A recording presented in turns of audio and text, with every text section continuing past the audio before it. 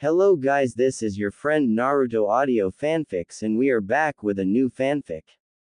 Which is what if Naruto was bitten and became a vampire?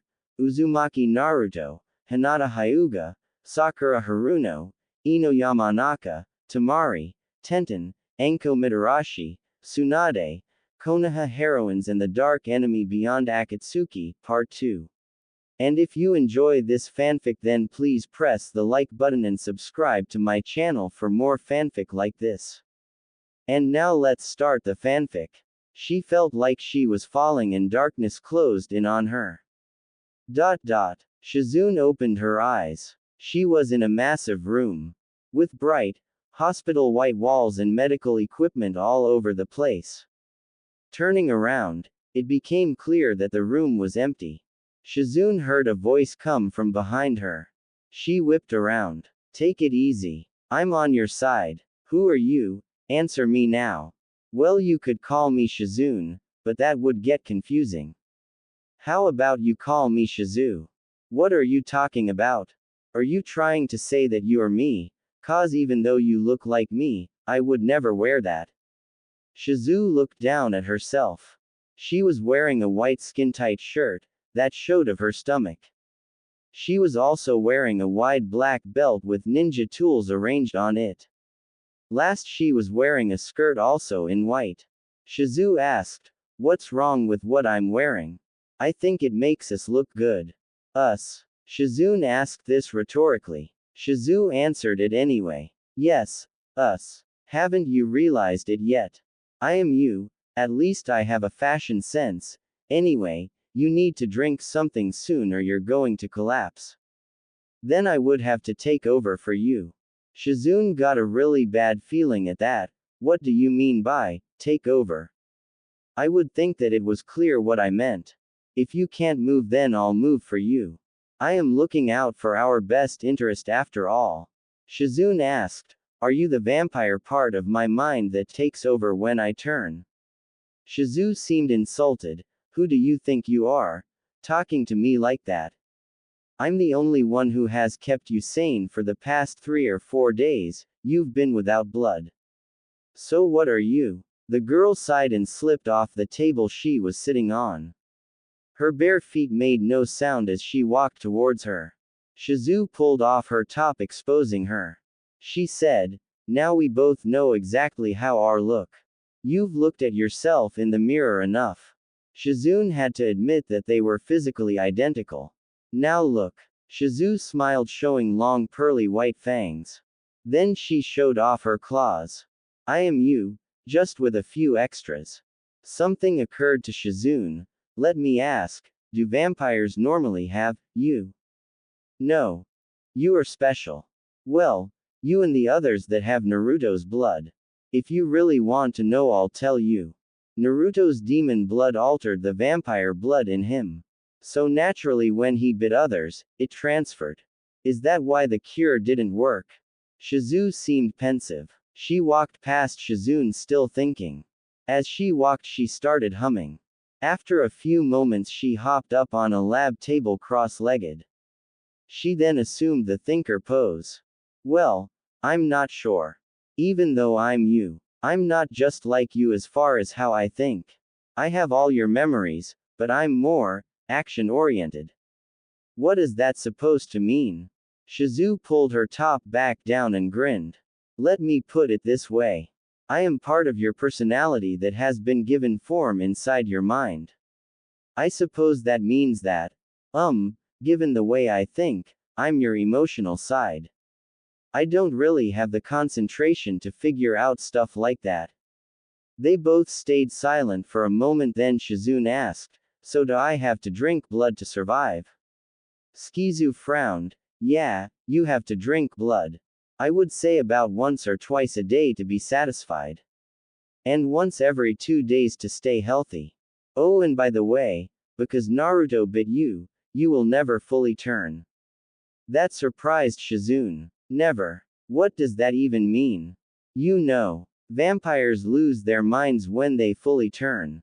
But you won't go crazy or lose your wits, even though you'll get all my powers. What do you mean by your powers? I'm the mental embodiment of your vampire powers as well, silly. Shizu tapped her fangs before saying, anyway, I like talking to you in person, but you need to find some blood. So I'll let you go for now. Wait, where do I get blood? I'm locked up. Any of the others in the cage with you. None of them have fully turned, or ever will, so their blood is fine. Okay. Thanks, Shizu. To this story, and I'm sorry, but I've been occupied. Yeah, I know you've heard that excuse from other writers, but might I add, I don't care. I've been working my butt off, and I'm not talking about writing. I don't own any part of Naruto. Shizune opened her eyes. She was staring at a gray ceiling banded with metal reinforcements. It was a moment before she sat up. When she did, it was obvious that she had been out for a while. The memory of what she had just done in the white-walled reaches of her mind was still fresh. Shukaku was dozing lightly in his chair, and there was a second ninja doing the same across from him. He looked like an Ambu, though he wasn't wearing a mask. Shizune started at an unfamiliar voice from behind her. She turned to see Kara, a Chunin medical ninja that had long yellow blonde hair, the same shade as Naruto's. She was saying, please Sakura, can I try it just one time? Sakura said, by it, you mean me. No, you don't get to have my blood. You want to bite my throat or something, don't you? That would hurt, you idiot. Naruto shifted off his bed where Hinata had been snoozing. He said, it doesn't hurt, you know. It actually feels good. Sakura looked appalled. What the Naruto? Are you a masochist of something? It's no wonder you let me hit you so much. He groaned. Come on, Sakura, you don't believe me. Tenten piped in, yeah, Sakura, it feels amazing. You'll be begging for it once you feel it the first time. Sakura didn't believe her. She said, you know, you're probably a masochist too. You're trying to trick me, but it ain't happening. Naruto sighed. He thought, she just won't listen to us. Tell her to let you bite her. She will obey her master. I'm not going to take advantage of her like that. Just do it. Her blood is calling to everyone.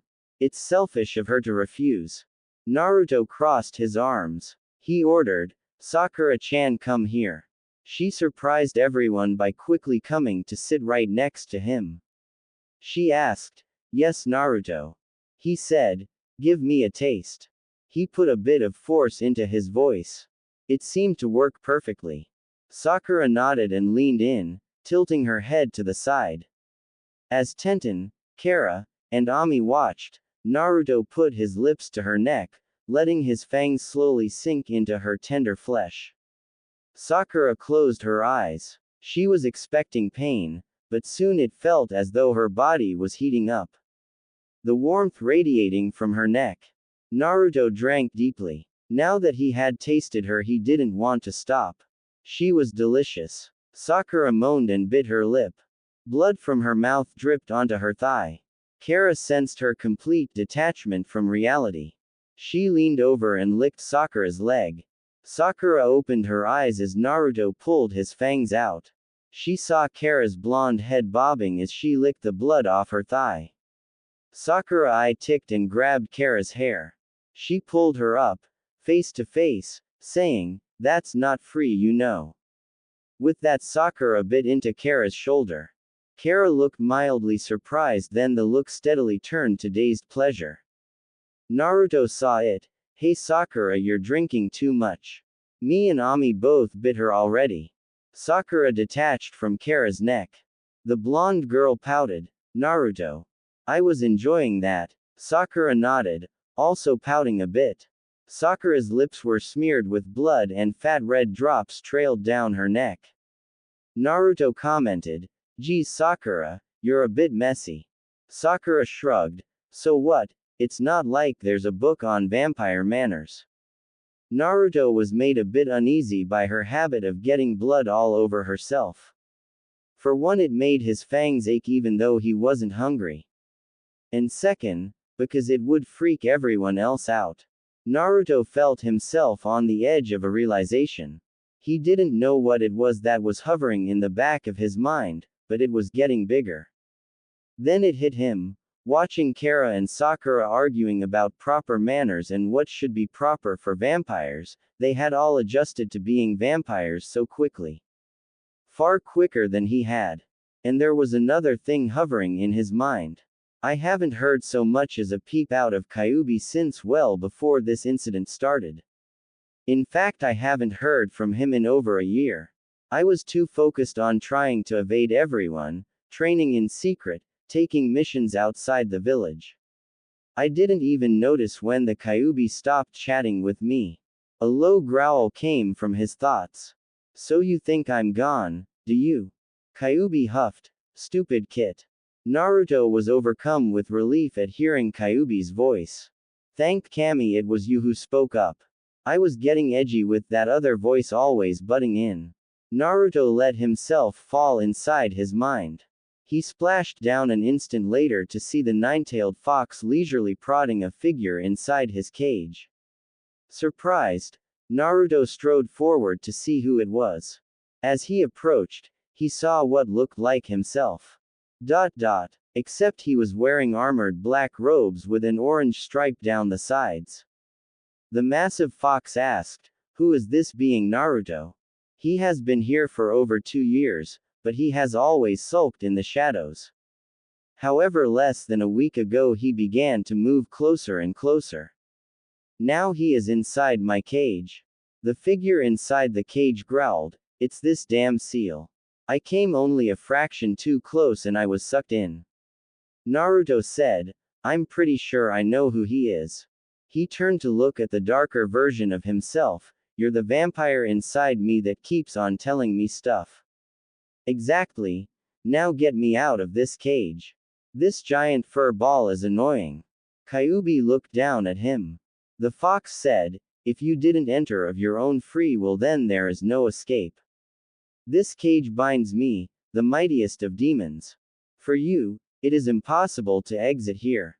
Naruto asked, "What is so important about getting out of that cage anyway? You're stuck inside my mind even if you escape. At least for Kyuubi there is a world outside waiting." Kyuubi shifted his gaze between the two Narutos. Eventually he said, "I am weary of this conversation. I will take a nap. Decide for yourselves." With that the fox retracted the claw holding the clone against the wall. He then curled up into a ball. The giant red eye closed. Naruto waited until he was sure Kyuubi was asleep. Then he asked, "I need to know, why do you keep telling me all that stuff?" His double shifted and moved to stand right on the other side of the cage bars. He said, "I am your vampire instincts as well as the source of your vampire power. I cannot let you do anything to hurt yourself." Naruto thought about it, realizing that it was true from a certain point. "Okay, but if you want me to listen to what you tell me out there, then you need to explain some things to me." "Fair enough. First, why haven't I lost my mind like every other vampire I've met? I'm not completely sure. However, I think that the seal keeping me in check, somehow combined with the one keeping him under control. This would mean that my seal now has a massive power source. It will never come undone. So, what about the girls? Why aren't they going crazy? My chakra isn't present in your normal chakra points. It is stored in your blood. All of my chakra is now part of the massive seal over your heart. So when you bless those girls with your blood, they inherited the new aspect." The second Naruto frowned and said, "They might as well have the same seal on them now. And since the amount of chakra that is keeping me bound is massive, there probably isn't a limit to the number of people you can bite without consequences." "Okay, but I've got another question. Why do they do anything I say and why do you insist on calling me their master?" "That's obvious. You are the one who is responsible for their power and you are by far the strongest of them. Why wouldn't they obey you as master? They are still themselves, but they will strive to please you." "I get it now. Thanks, me." "Oh, Something is happening to my body. See ya later. Naruto became aware of someone kissing him. His eyes shot open, showing him that it was Hinata. She was blushing dark red, almost reaching fainting proportions. She pulled back as he opened his eyes. Sakura said, I thought that would wake you up. Good job, Hinata. Hinata tried to hide her face. It was nothing, Sakura. Sakura shook her head. Like hell it was. You wouldn't have stopped if we hadn't been here. Hinata stuttered. I would never have tried kissing. Her lips kept moving but no sound came out. She couldn't meet anyone's eyes. There was a rattle from the cage door and everyone looked over there. Shukaku said, We'll be going now. You can sleep in peace now. I'm leaving this radio here in case any of you need anything. And there will be Ambu at the top of the stairs guarding you. Shukaku waved and left. Sakura said dryly, They're really great at making us feel like we are the ones who need protecting. Ami nodded and stood. She said, I'm going to bed. You should get some rest too, Naruto. Soon everyone except for Hinata and Naruto was drifting off to sleep. The Hyuga looked around the cage. She wondered out loud, I hope father isn't too worried about me. Naruto scooted closer to her. She took no notice of it. He smiled and put his arms around her waist, pulling her into his lap. She squeaked and twisted around to see who had grabbed her, quickly recognizing Naruto. Hinata asked, Naruto. One hand tickled her side as he said, What Hina-chan? Did you forget that you confessed to me? Hinata blushed red and tried to speak, but no words came out. He said, You know. I've wanted to be with you for a long time, Hinata. I think that if I hadn't been bitten, that I would have probably asked you out on a date. Naruto paused, trying to find the right words. So when this is over with, would you like to go out to dinner with me? Hinata nodded. She leaned back into his arms whispering, I would, like that. And here we go. Chapter 8. I made this one extra long so I hope everyone enjoys. And before you read, yes, Sasuke is an important part of the story, and no, he isn't that bad of a guy. So don't hate me for including him. I generally prefer it when he's dead though, so I will eventually axe him, so everything's good in the end. I don't own any part of Naruto. Sasuke let his thoughts go, trying to clear his mind. Currently he was meditating, upside down, on his ceiling. Kakashi had told him that the effort of keeping himself in place like that would allow him to clear his mind. Sasuke thought irritated, he probably told me that just to see if I would do it. He's going to laugh his off if I tell him I did it, but if I tell him I didn't, then he will keep badgering me to do it. Damn you, Kakashi. Sasuke let his concentration slip. He fell down, catching his fall on his hands and using the recoil to flip to his feet. The reason, Sasuke told himself, that he was trying to meditate on his ceiling at 2 in the morning was that he was bored. That, however, was not the case.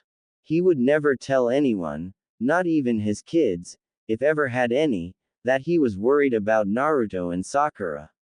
First Naruto disappears, then Sakura vanishes. Neither of them showing up for training is unheard of. Something must be up and Kakashi knows about it because he's been avoiding me like the plague since I asked him if he had seen them. Sasuke walked over to the desk in the corner of his room. He glanced at the Team 7 photo he kept there. Taking out pencils and paper he sat down. He started to draw, letting his mind wander. Sai had taught him how to draw. After he had killed Itachi he had been unsettled. Nightmares plagued him every night and he was nervous and jumpy during the day. Lashing out at people for no reason. He had needed something to put his emotions into. Other than beating the crap out of people. He had went to Sai, who always seemed so calm nowadays. There he had picked up a hobby. Over the last year he had become a good artist, though he sucked at painting. The only person he had shown a drawing to was Choji. Mainly because Choji had caught him drawing out in the woods. Sasuke had threatened to hunt the Akamaiki heir down and kill him if he ever told another soul. Suffice to say, Choji had kept the secret well. Sasuke glanced down at his drawing. During his contemplation, his hand had sketched a recognizable memory. It was the last time he had seen Naruto. The drawing showed Sakura's worried face and Naruto leaning over the rail looking at the water. Sasuke erased their faces. Her redrew them, taking from the memory of the day they passed the Chunin exams, finally. Sakura was smirking, looking back over her shoulder. And Naruto was grinning like a fool. Sasuke sighed and put his pencil down. He was the fool right now.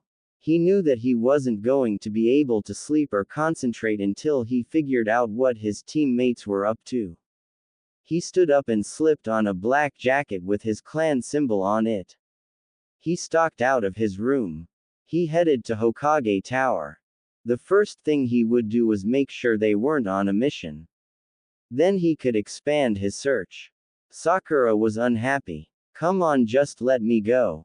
I can't hold it until she changes and uses the restroom.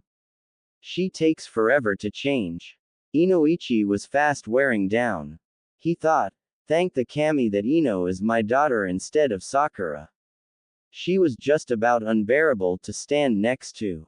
When he had first been told what happened to his daughter, he wanted to come and kill Sakura. But he had quickly learned that Ino wasn't in any danger and Sakura was still the same person. If she was always this annoying, I don't know how Ino and her got along. He said, fine, fine. I'll take you upstairs, but you better be quick and no running off. Understood. She nodded, breaking out in a teasing grin. The expression put her long fangs on display. Inoichi shivered. He unlocked the cage door and Sakura stepped out. A moment later they were heading upstairs. There was only one restroom in the dungeon under Hokage Tower. And it was currently in use. Sakura needed to go, but she could have waited. In reality she just wanted to get some fresher air and maybe see some of her friends on the Hokage's staff. Sasuke had just checked the mission logs. Naruto had left on a mission about a week ago, but it was registered as complete. Sakura hadn't gone on the mission, so he was still in the dark. He headed down to the ground floor of the building. There was hardly anyone there, which was a good thing. He didn't want to get caught snooping. He thought, although if I was brought to the Hokage to be reprimanded, then I could probably get answers. He discarded the idea of letting himself get caught. Sasuke was heading out of the building now. When he was turning down the long hall that led out of the building, he heard a very familiar voice. Honestly, why are you so stuffy?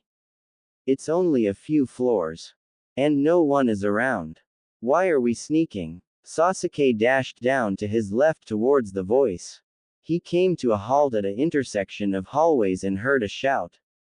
Sasuke turned his head just in time for Sakura to slam into him. Barely keeping his feet, he managed to halt her momentum. All he could see was pink hair and all he smelled was her perfume. He felt her hugging him. Sasuke was unable to prevent his expression from slipping. A small smile crept over his lips. Sakura straightened up saying, Sasuke-kun. I haven't seen you in forever. He said blandly, a couple days actually. She nodded and smiled. Sasuke froze and his breath went out of him so fast he thought she'd punched him. There had been something different about her when he had seen her face. But when she smiled he saw fangs. Sasuke stepped back with a shocked look on his face. He knew he looked like someone had smacked him. I must be dreaming. I have to be dreaming. She has fangs. Why the hell does she have fangs? Sakura looked like she had just remembered something because she bent her head and stepped back as well. Sasuke said, please tell me this is some elaborate prank. Tell me those aren't fangs and that you're wearing contacts. Sakura looked behind her where Inoichi had just rounded the corner. Her voice was small. Sorry, I didn't mean to mess up like this. Inoichi sighed. Well, there's nothing for it now. Sasuke, why don't you tag along? It's going to take some time to explain things to you. The Uchiha asked Sakura, are you what I think you are? Sakura said, I'm still me, Sasuke-kun. Don't you see? I'm not crazy. Sakura bit her lip. I'm just a bit more complicated is all. Sasuke's eyes widened a bit. He thought, that was a reference to the last time she asked me to go on a date with her, over a year ago now. Back then I asked her why she didn't go out with someone else. She told me it was because she was too complicated for other guys. Inoichi said, come on Sakura, let's finish what we came up here to do. Then you can explain things to him before we go back down. Sakura nodded slowly. Sasuke silently followed them to the restroom. Sakura went in. She used the restroom and changed into fresh clothes. When she came out, Sasuke could tell she had been crying. He didn't ask her about it. They went to the employee lounge where Inoichi left them. The older man correctly figuring that Sakura would want to explain the situation on her own. The two teens watched him go. He had been gone for a few minutes before either of them spoke. Finally Sakura said, this doesn't change me, Sasuke-kun. I'm still the same person who tried to save you from Orochimaru and passed the Chunin exams with you. She whispered under her breath, I still love you. Sasuke didn't hear her. He asked, how long ago were you bitten? Sakura turned her head, that's not how it happened. You see, I was drawing a blood sample from Hinata and... Sasuke interjected, wait, how was Hinata bitten? Sakura didn't like how the conversation was going, but she answered anyway. Naruto bit Hinata. Sasuke leapt out of his chair. He came face to face with her. He said, tell me Sakura. How the hell did all this happen and exactly who is a vampire now? Sakura leaned away from him. Please Sasuke-kun, I'll tell you everything, but you have to promise not to hurt anyone. Okay. Sasuke looked appalled. I can't promise not to kill vampires. They are the biggest threat since the Akatsuki, seeing how they destroyed the Akatsuki. Sakura insisted, promise you won't attack anyone. Or else I won't tell you anything and Lady Tsunade will lock you up. Sasuke let out an exasperated sigh and sat next to her. He said, well, you sure haven't changed. I suppose that since you're still sane it means they have some way to cure it now. She fidgeted, knowing it was something only Hinata did anymore. She asked, do you promise? Sasuke said, yes, I promise, but if I see a vampire attacking someone, I will kill it. Sakura was very quiet for a moment, but her next words rocked him back on his heels. Sakura asked, even if it was me? Sasuke choked, but you're not a vampire, I mean not yet, right?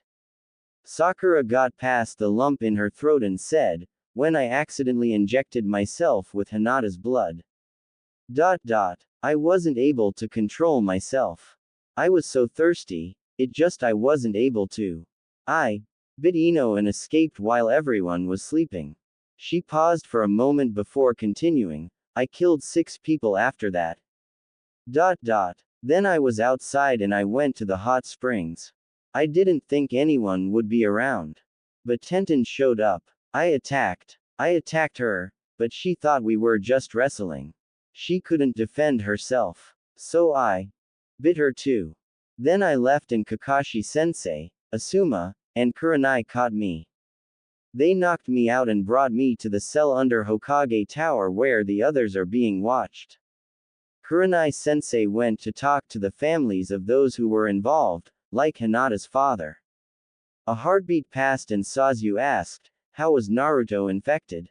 Sakura shook her head. She said, I don't know the whole story. I just recently was told about it when Naruto was brought back a few days ago. Apparently Naruto was bitten almost 2 years ago. He has some kind of seal that's supposed to keep his symptoms at bay. But it only half works. Sasuke asked, will you and everyone else be okay, or will you be killed as soon as you start going crazy? Sakura said, no, we're okay, Sasuke. None of us will go crazy. When Naruto was bitten, something about him altered the disease. No one fully turned after he bit them. That surprised him, but then again Naruto had a habit of messing things up. Maybe he messed this up in a good way. Sasuke's train of thought was derailed by a touch on his lips. His eyes focused on Sakura. She was so close to him. He stared into her dark green eyes. Somehow he knew that she was going to kiss him. Perhaps it was obvious. Sakura's lips pressed to his and her arms came around his shoulders. Unconsciously his own arms wrapped around her. She closed her eyes as she deepened the kiss. The couch they were sitting on creaked as Sakura pushed forward. Sasuke finally let his eyes close. He responded to her kiss. In reality it was his first real kiss. Sasuke refused to count the accidental kiss with Naruto. Sakura rubbed her body against his, trying to elicit more movement. There was a sharp intake of breath and Sasuke's eyes popped open. Sakura was still kissing him, ignoring Inoichi's minor heart attack. He pushed Sakura gently away. That kiss had been amazing and he would have kept going except for. You two better knock it off. This is no time for romantic confessions. You were supposed to be explaining what happened to him. Sakura sat up and bit her lip. Her fangs pierced her skin and blood started to drip down her chin.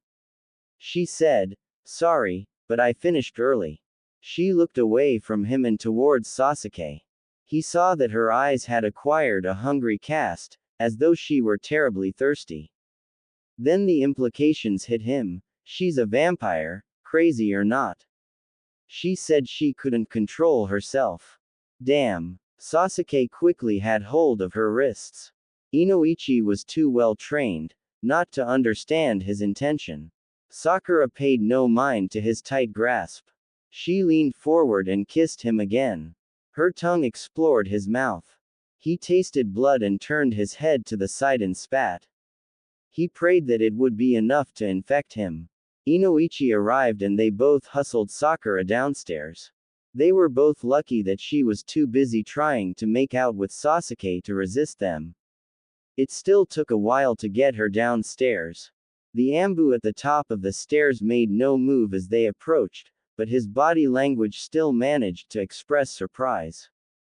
Sasuke and Inoichi, with their burden, exited the stairway and made their way to the cage door. Inoichi was already fumbling for his special key. He fit the key into the lock and pulled the door open. Naruto was at the entrance helping a second later.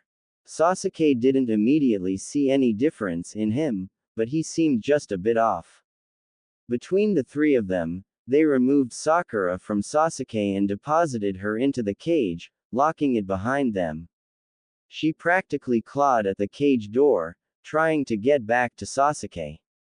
Ami and Kara came over and snapped her out of her trance. Sakura looked around, realizing where she had reappeared. She asked, what happened, Sasuke-kun? Sasuke didn't answer. Naruto said, Sakura, go over and take a nap, okay? Sakura looked sad, but complied. Sasuke let his shock show on his face. Inoichi also looked amazed. Naruto shrugged saying, I think it's part of being a vampire, ya know. They just do what I say. Naruto looked behind him where Sakura had already slipped into bed. Inoichi shook his head. He sighed, well, I for one am glad that you have the most restraint of the lot. If you couldn't keep them under control, we might have had to keep them under constant sedation. Sasuke watched the other two girls. One had brown hair and a cute face. The other had blonde hair. They both climbed onto the same bed where they started chatting. Sasuke asked, what happened here, Naruto? The blonde shrugged, my body rejected the cure, the rest kinda just followed after. I wasn't even awake for the last 2 or 3 days. There was a call from one of the girls. Naruto said, how about you come back tomorrow after I can set things straight? I still don't know how Sakura got out of the last cage. Sasuke nodded.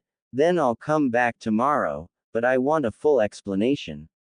Naruto said, you'll get one. He turned to walk back into the room. Inoichi tapped Sasuke on the shoulder and nodded towards the door. They both left. The following morning Naruto woke to a weight on his body. He slowly opened his eyes.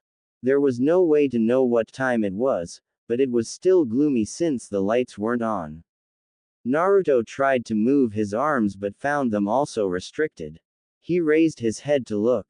There were 2 bodies on either side of him. He couldn't tell who they were, but by the feel of them pressed to him, he thought that one was Hinata. His left arm was in her grasp and her head rested on his shoulder. Just as he was about to sit up, the lights came on. The sudden light blinded him for a moment. The 2 girls with him snuggled in closer. Naruto could smell them now. It had taken a little bit for him to remember his sense of smell. He took in a deep breath. He was sure now. The second girl was Ami. Naruto wondered why she had gotten into bed with him. His ponderings were sharply cut off by his thirst. He gasped and his chest muscles spasmed. Shit. That hurt. Why am I so thirsty? You're the master. You need to drink more than they do. Much more. But everyone's asleep. Then wake them. They will serve their master. Naruto forced himself to a sitting position. Ami and Hinata woke up immediately. Hinata apologized. I'm sorry Naruto-kun, if you didn't want me to sleep with you. Ami made no such apology. She wrapped her arms around his chest saying, Good morning Naruto-kun. Naruto received a warning pulse from his fangs.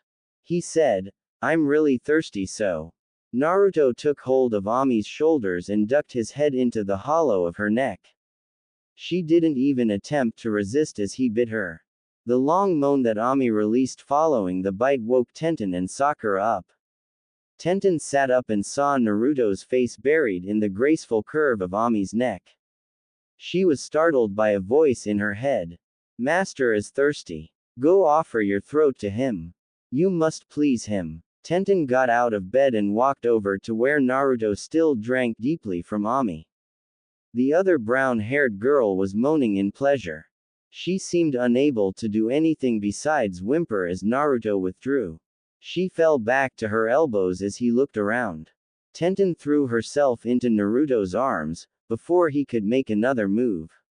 She was about to plead for him to bite her, but he was already doing that. The voice in her mind spoke again, moan. Whimper so Master will be pleased. We want Master to bite us more. Master will be good to his servant. Tenten couldn't have done anything else.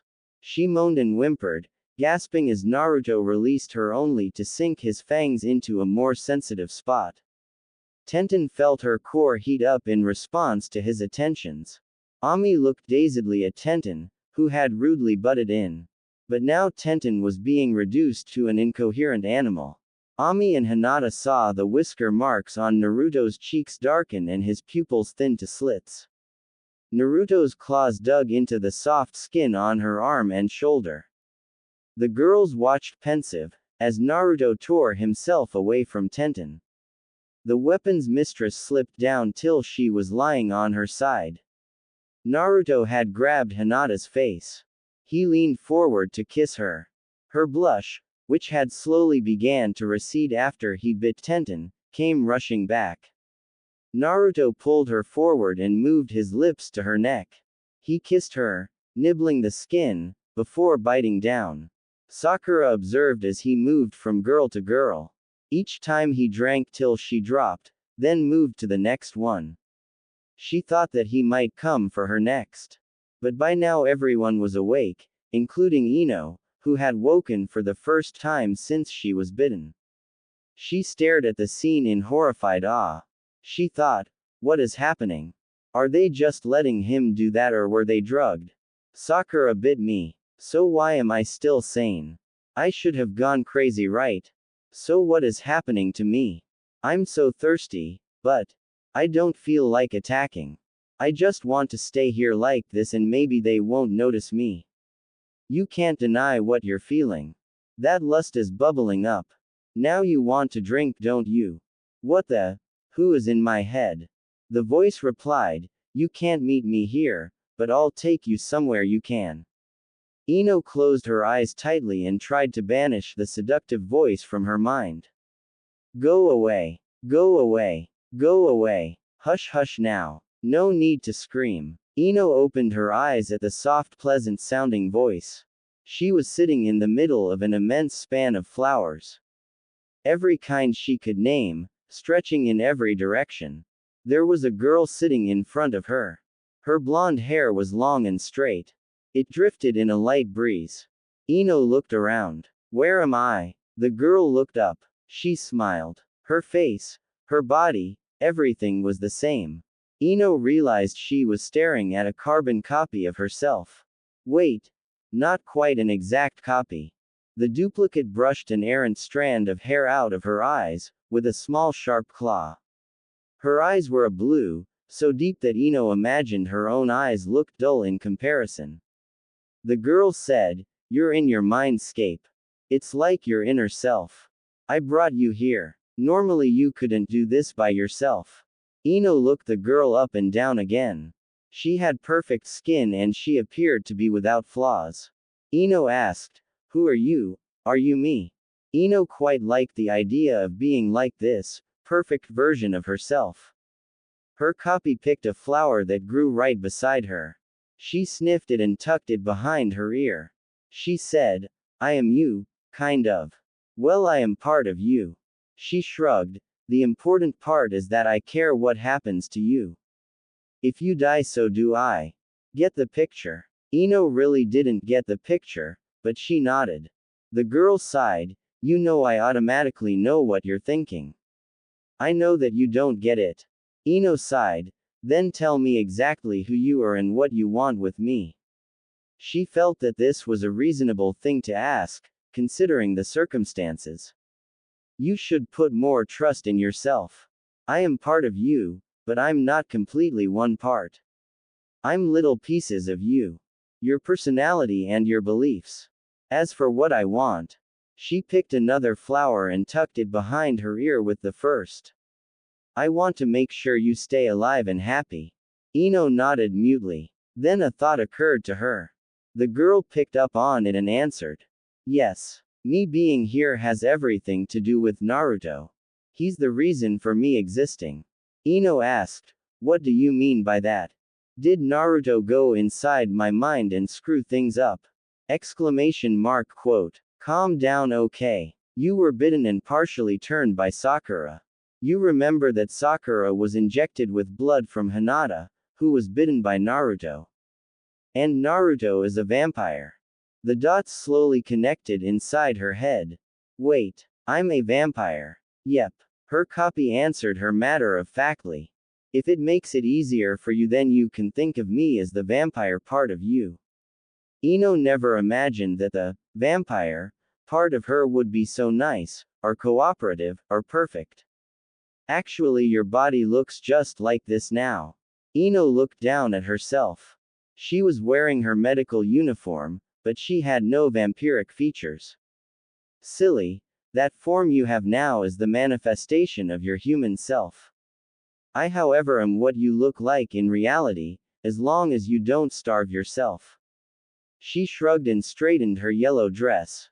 Ino thought, what does she mean by starving myself?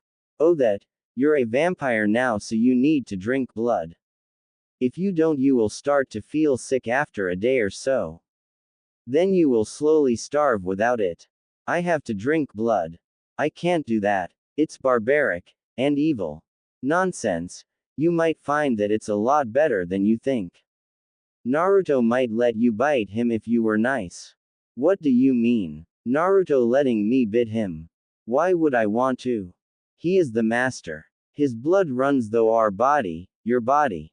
All the power that you can take from me, you received from him. We are bound to him now. You can't ignore or break that connection. The girl smiled as though she thought that Ino was being stubborn. She said, he cares for us now. You can't stop him from protecting us. He will feel compelled to care for us. So you will do everything you can for our master. Ino could feel her blood boiling. Let's get one thing straight. I don't care how nice you are or if you're the vampire part of me. I don't even care that I have to drink blood to live, but I will not call Naruto master. Her copy flinched away from her and pouted, but he is our master. Can't you feel it? The feeling in your chest? Like butterflies but stronger. She was right. Whenever she thought about Naruto, she got a warm flutter in her chest. It was like the feeling she used to get around Sasuke, but faster and stronger. See, you know I'm telling the truth. Don't you want to know what it feels like to have him bite us? To have his fangs sink into our neck and to let him drink. The girl's voice conjured up images of Naruto that Ino couldn't ignore. She imagined Naruto standing behind her, with one arm around her waist, his hand trailing over her. Ino shook her head, trying to rid her mind of the images flooding through. Abruptly she felt her stomach churn. Ino bent over in pain. She coughed and tried to speak. Her clone said, "We have to talk later. It was so good to meet you, but I can't keep the pain at bay. You need to drink or it will get much worse." With that stern warning still in her ears, Ino felt her mind return to reality. Voices spoke around her, but not to her. She pushed herself to a sitting position. As soon as she did, the headache set in. A sharp pain that split her head. She groaned in pain. Her vision was blurry as she felt someone put a hand on her shoulder. Ino's vision cleared and she saw Naruto's face, a few inches from her own. She managed to say his name. It worried her that her throat was so dry that she couldn't speak. Naruto moved his hand and waved it in front of her. She didn't react. She felt so thirsty, as though it would kill her. As soon as she thought it, she felt warm skin pressing to her lips. Ino blinked and her head cleared as a distinct smell invaded her nose. It was like cologne but on a whole different level. Without thinking, she pressed her face into the crook of Naruto's neck. She suddenly wanted to drink in this scent. It was too enticing. Ino heard Naruto say, "Bite me, Ino-chan. Don't worry, just do it." Ino's tongue darted out to taste his skin. She tasted salt and sugar. Some sweetness teased at her. There was nothing for it. She bit Naruto. Warm blood gushed into her mouth.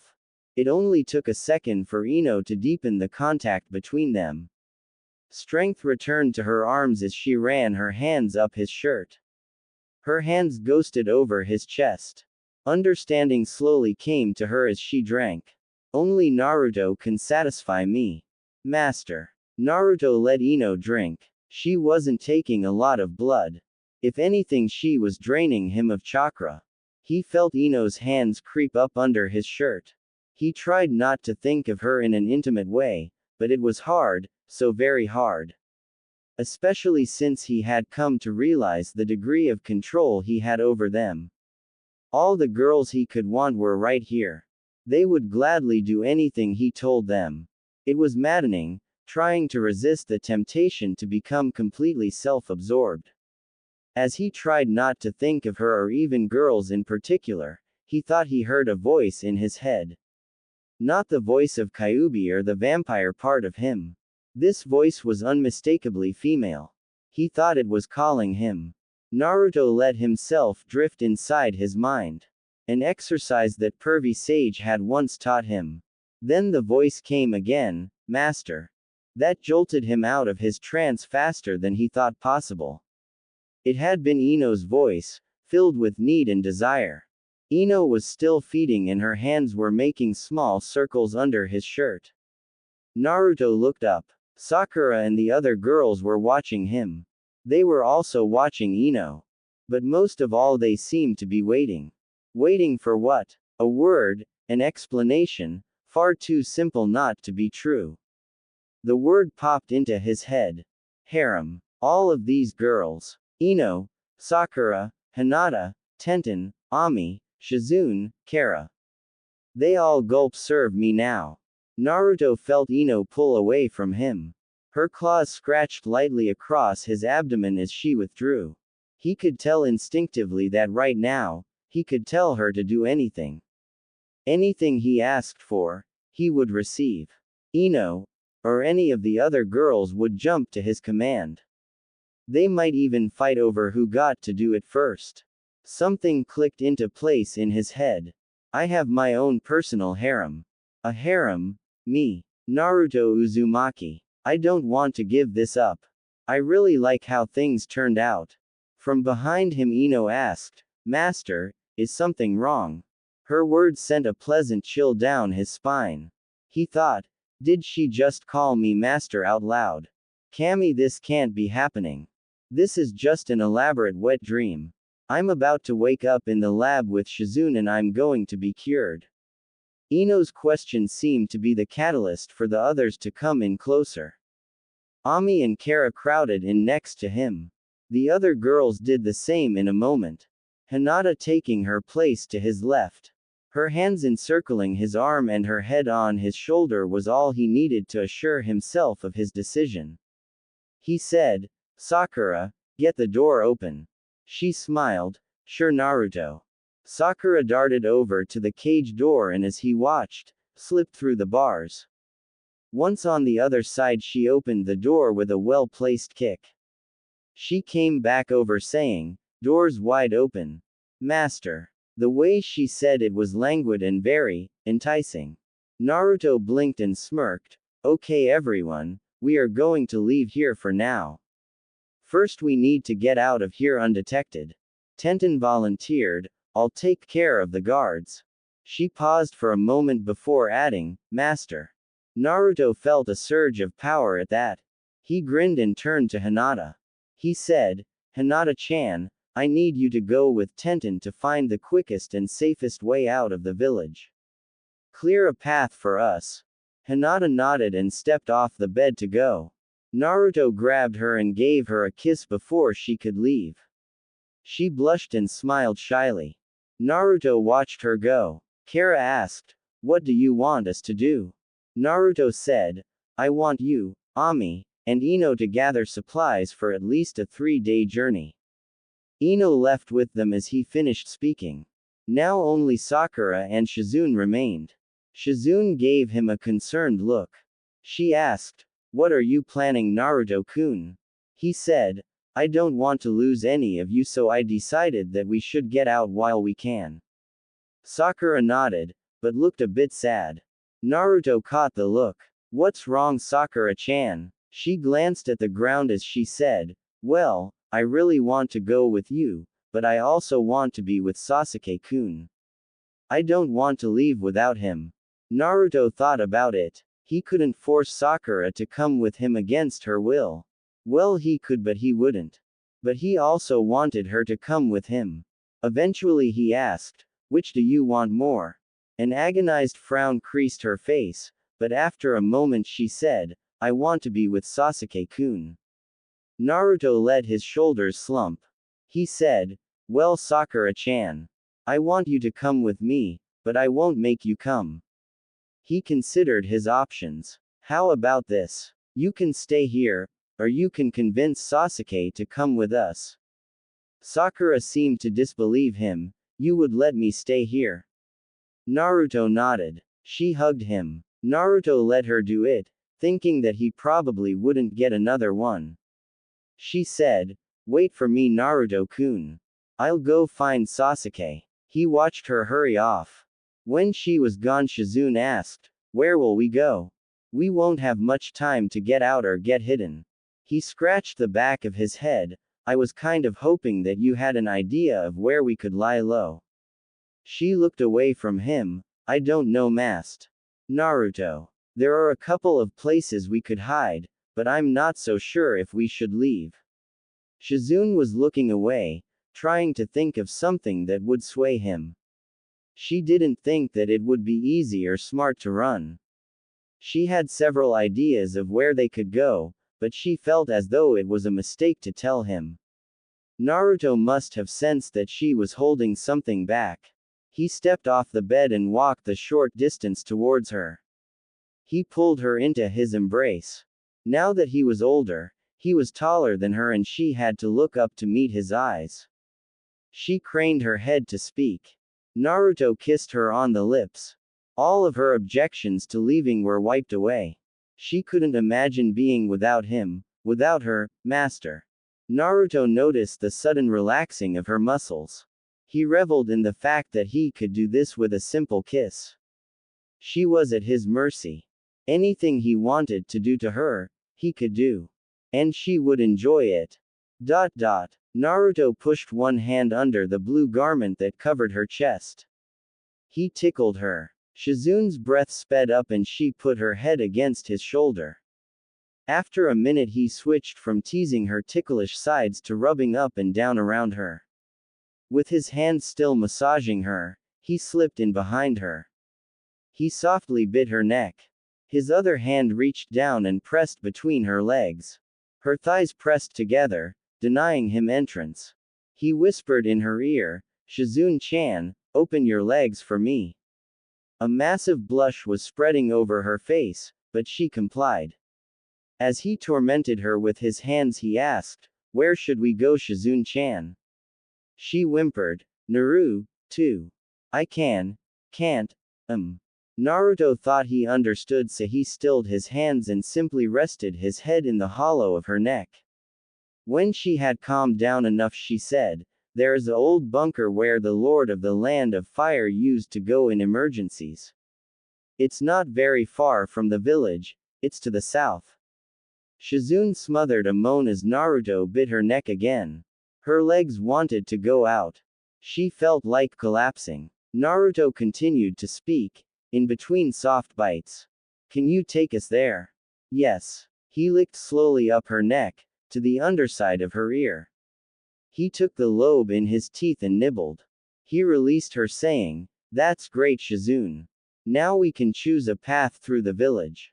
Ami, Kara, and Ino returned to see Naruto sitting on his bed. Shizune was sitting on another. She looked disheveled. There were red marks along her neck and on her shoulder. Kara looked on enviously. Ino didn't think it was fair that Shizune got to have Naruto's affection before her. She had known him longer. The three of them dropped 3 heavy packs by the cage door and half-sprinted to Naruto's side. As they quickly established their places, Ami took his right side. Kara crawled into his arms and Ino to his left. Naruto spoke, "We are going to head out as soon as everyone else comes back, but we should be gone within the hour." All of them knew, but didn't say, if they weren't gone by then they would find it nearly impossible to escape. Shikaku and or Inoichi would arrive shortly after that. Naruto just hoped that they wouldn't have to hurt anyone to get out. Sasuke rolled over in bed. He had woken up 3 hours before his alarm. He had been trying to go back to sleep for at least 2 hours. Not too much longer and he would just have to get up. He stared at the wall. It was just barely starting to lighten outside. It was summer so it was still very early. Sasuke didn't know what the point of training today was. The rest of Squad 7 was neck-deep in vampire problems. Naruto was a vampire. Sakura was a vampire. Kakashi was out tracking down Jiraiya on Tsunade's request. The Toad Sannin was in the Land of Stone so he wouldn't be back for a week or more. He rolled onto his back and pushed his hair out of his eyes. Why does all this have to happen now? I thought that my life would become simpler if not easier. But this is one giant mess now. I can't believe what is happening. Sasuke felt a small hand tangle with his own. Then a warm body was pressing up to his. His head snapped to his left. In the dim light coming from the window he saw Sakura. He hadn't heard her enter or felt the bed shift under her weight. He hadn't even smelled her distinct perfume. Sasuke thought, I must be dreaming. I would have sensed that she came in, besides she is in that special holding cell, under the Hokage tower. She couldn't have gotten out without being seen or reported. It occurred to Sasuke to wonder why he was dreaming of Sakura. Or why this dream suddenly felt so real. Did I fall asleep finally? I must have. I guess it's not so bad. Sakura snuggled in close to him, her soft skin touching off goosebumps on his own. There was a ghost of warm breath on his neck as Sakura placed her head on his shoulder. Sasuke couldn't help but smile. This was the most pleasant dream he'd had in a long time. He had dreamed of Sakura recently, but that dream had been different. Sasuke liked to think that he was a decent person. But that dream had been wildly inappropriate. It reminded him of Kakashi's little red book way too much. Naruto was very open when it came to his feelings. He probably would have laughed himself into a coma if he had told Naruto. Sasuke was broken out of his trance by a soft kiss on his shoulder. He looked at her again. Sakura's green eyes were focused on him. She seemed to be asking permission. With her eye still on his, she moved up, her lips trailing towards his neck. The hand that held his own moved to his chest. Sasuke thought, maybe this is another one of those dreams. Sakura crawled over him. He could feel his pulse quickening. She bent down to kiss him. The moment their lips connected, he knew this wasn't a dream. He also knew that he didn't care. He returned her kiss, wrapping his arms around her. Sakura's hands buried themselves in his dark hair. When she finally pulled away from him, she was panting. She breathed, "Sasuke." He smirked. She hadn't been expecting that, had she? Sasuke rolled her over so that he was on top. He kissed her long and hard. Sakura moaned into his kiss. She pulled the strap on her top loose. The fabric peeling back. Sasuke drew back. He asked, "Are you sure about this?" She nodded and lifted up her arms. He obliged by pulling her shirt off. With that removed, she only had a bra on. He couldn't help but smirk wider. Had she been preparing for this? The bra had a clasp on the front. He used his thumb to depress the tab. The bra popped open, exposing her pale. Sakura drew him back down. Naruto waited 10 more minutes. He was waiting for Sakura and perhaps Sasuke. It had already been nearly an hour. He could not delay much longer. If he did, then they were all going to have to start over from scratch. And probably with added security and 24/7 guards. He and the rest of the girls heard soft footsteps coming down the hall. Naruto figured it had been more than a half an hour since Sakura left. He waited for the owner of the footsteps to come into view. Naruto breathed a sigh of relief as he saw Sakura, leading Sasuke, come down the corridor. The Uchiha was looking very uncomfortable, but he was there at least. Naruto asked, "You coming, Sasuke?" He nodded. He looked to Sakura. "Hey Sakura, why'd it take so long to get him?" Sakura looked at the floor, the walls, anywhere but Naruto or Sasuke. She was blushing red, even more than Hinata did. Naruto didn't think that Sasuke was capable of blushing, but his cheeks did seem a bit pink. He decided that it was a mystery for another day. He said, "Let's go, Hinata first." They quickly left the room. Naruto saw no evidence of pitched battle along the way. But there were several unconscious bodies here and there. He correctly assumed that Tenten and Hinata had taken care of them. Soon they were all outside Hokage Tower. It was really starting to lighten now. The sun peeking over the trees to the east lighting the village. Their group quickly moved south. Hinata used her Byakugan to avoid both sentries and civilians alike. It was only a few minutes and they were out of the village's south gate. After they were out of sight of the wall, Shizune led them. It would be about a half-day journey to the bunker.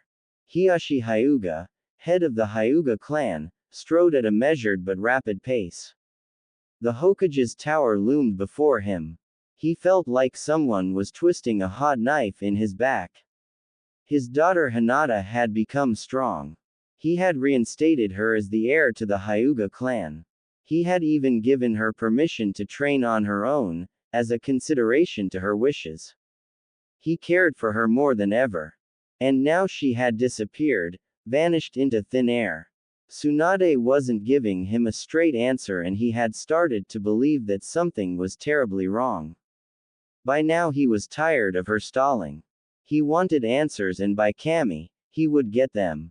Tsunade was ill-equipped to deal with the massive amount of paperwork without her assistant, but she just couldn't risk having Shizune by her side. No matter what problem she had right now, it seemed as though they all related in some way to vampires. The whole problem would soon blow up in her face if she didn't find a solution soon. However, she couldn't even begin to form a strategy until Jiraiya arrived. Because of his impressive spy network, he had the soundest understanding of the threat vampires posed. And he knew their abilities and weaknesses better than anyone. He was crucial to figuring out what needed done. The door to Tsunade's office flew open and Shikaku hurried in, followed by Asuma. Before Shikaku could speak, Asuma said, "They escaped." Tsunade was frozen for a moment. "Who?" Shikaku said, "All of them.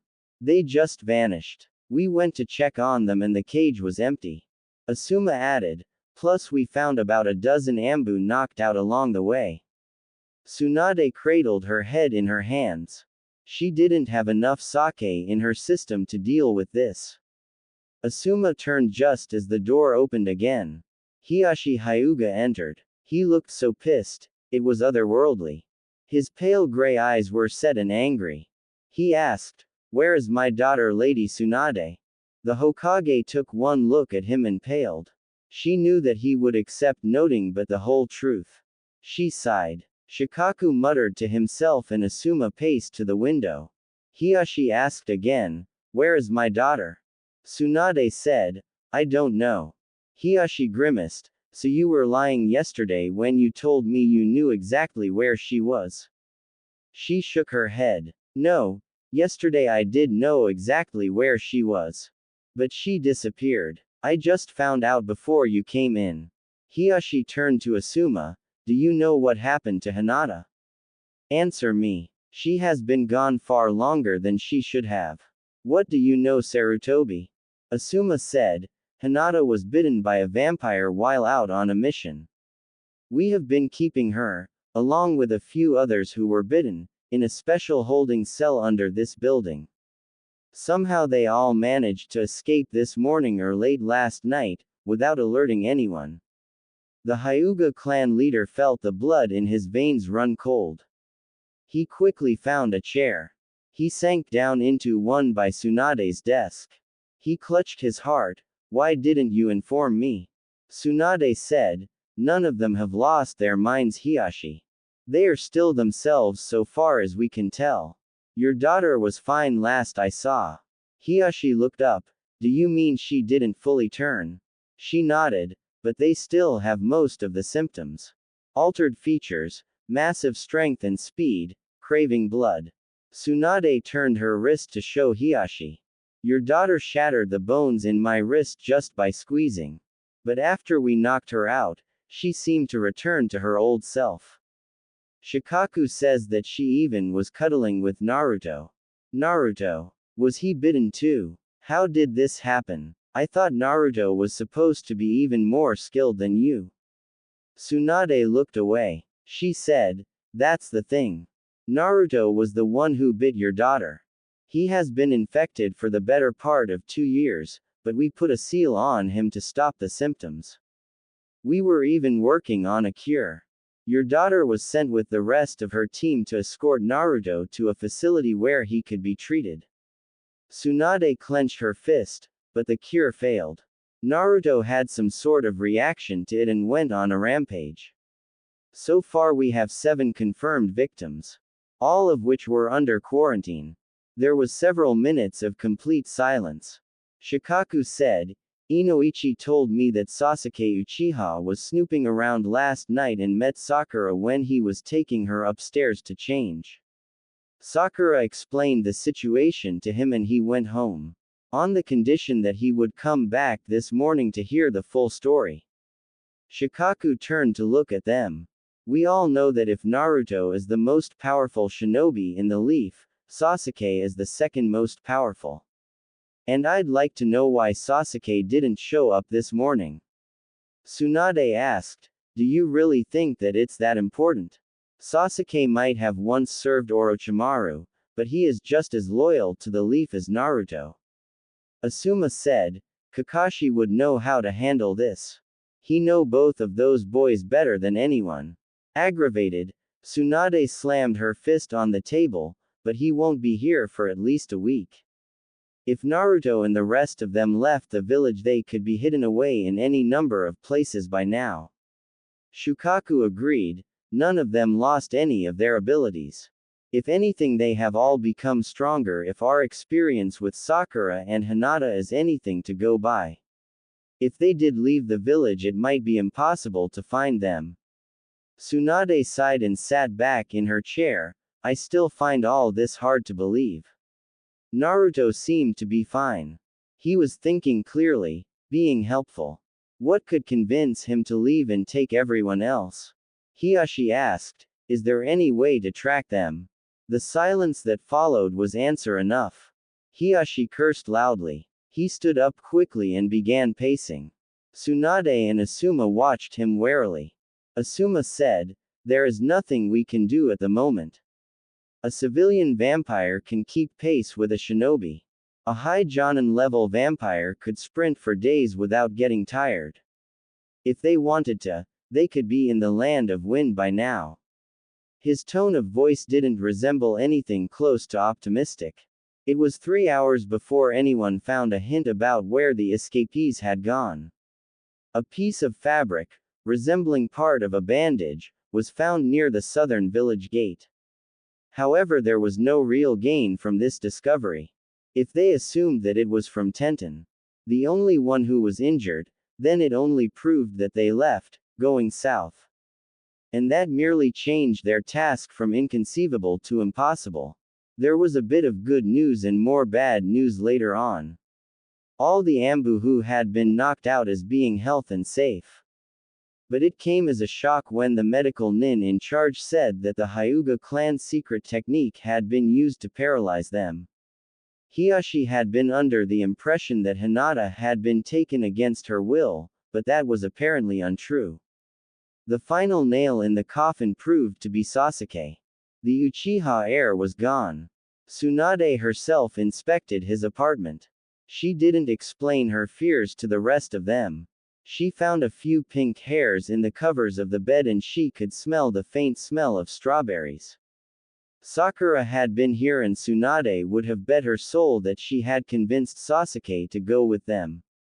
All in all, there was very little she could do to improve the situation. And a few people were only making it worse. Hiashi was one. He wouldn't stop fussing over the fact that Hinata was gone. The other person who was becoming a pain in the neck was Danzo. Tsunade wanted nothing more at the moment than to kill the smug bastard. Danzo kept on interfering with the search for Naruto and the rest of them. Of course, she hadn't informed Danzo of what really happened, but he knew something was wrong and he could meddle with the best of them. Naruto stood in the middle of decayed finery. 50 years had turned this old bunker's beauty into a dusty ruin. But the place still had its own appeal. It might have been dusty, but it was an underground palace. Shizune claimed that it had been built during the Third Great Shinobi War to house the Lord of the Land of Fire. It was easy to believe her. Even though she knew its exact location, it had still been difficult to find the entrance. And while it was old, there were the trappings of royalty everywhere. Their group was stretched out at the moment. Shizune had taken Tenten and Ino to search for anything still of use. Kara and Ami were back re-disguising the entrance. That left Naruto, Hinata, Sakura, and Sasuke. The four of them waited in what they had deemed the main hall. It was a long corridor with low tables positioned everywhere. There was a huge magnificent red carpet that stretched the length of the hall. Naruto figured that it would probably yield a mountain of dust if they tried to clean it. He looked over to where Sasuke was sitting. The black-haired boy was sleeping. Sakura was snoozing silently in his arms. Naruto wondered what they did to completely tire themselves out. Sasuke he could sort of understand, since he was always lazy. But he thought it was odd for Sakura to be tired as well. Naruto thought, maybe she isn't tired. She might just be faking it so she can cuddle with Sasuke. Who, I might add, seems totally fine with it. And they say I'm acting weird of late. Hinata stirred in his arms. He well knew she was exhausted. He had carried her most of the way here. It had used up a ton of chakra to subdue all those Ambu and she needed to rest. Hinata raised her head. Her eyes were still closed. She took a tentative sniff from the air. Then her whole body tensed up. She went rigid for a moment then sneezed explosively. Her eyes opened after that. She looked around, her gaze finally falling on Naruto. Hinata relaxed back into his arms. She mumbled, "It's really dusty in here, Naruto-kun." He brushed his hand over her hair. "It'll look cool though, once we clean things up." She nodded in agreement. From one side of the hall came the sound of footsteps. It was Ami and Kara returning. Ami quickly made her way to Naruto where she wrapped her arms around his neck. She said, "We took care of the entrance, Naruto-kun." Kara came up behind saying, "It was getting cloudy out there pretty quick. I think we're in for a summer shower." Naruto said, "That should wipe away our scent, right?" Ami shook her head, "Not completely, but it will spread it around and we did make an awful lot of problems for anyone tracking us." Naruto smirked. Hinata turned around in his embrace so that she was facing him. He waited for her to speak, but instead she pinched at Ami's arms. Ami said, "Hey Hinata, that hurt." Ami released her hold on Naruto and stood up. Over in the corner, Sasuke watched the exchange. He saw Hinata hug Naruto close just before she bit down. Sasuke thought, just how many times has Naruto been bitten? He didn't even react when she bit into his neck like that. It must hurt like hell. I remember when Orochimaru bit me there during my first Chunin exam. It was excruciating. As he watched, Sakura lifted her head to look around. Sasuke heard her stomach growl. She grimaced in pain and sat up straight in his lap. She looked almost longingly to where Hinata was feeding on Naruto. Sasuke asked, "Does it feel that good to drink blood?" Sakura looked sharply at him. She said, "Yes." Her gaze drifted back to Hinata. Sasuke saw that Sakura had bitten her own lip and was sucking on it. Sasuke said, "You shouldn't do that, Sakura." She looked back at him again.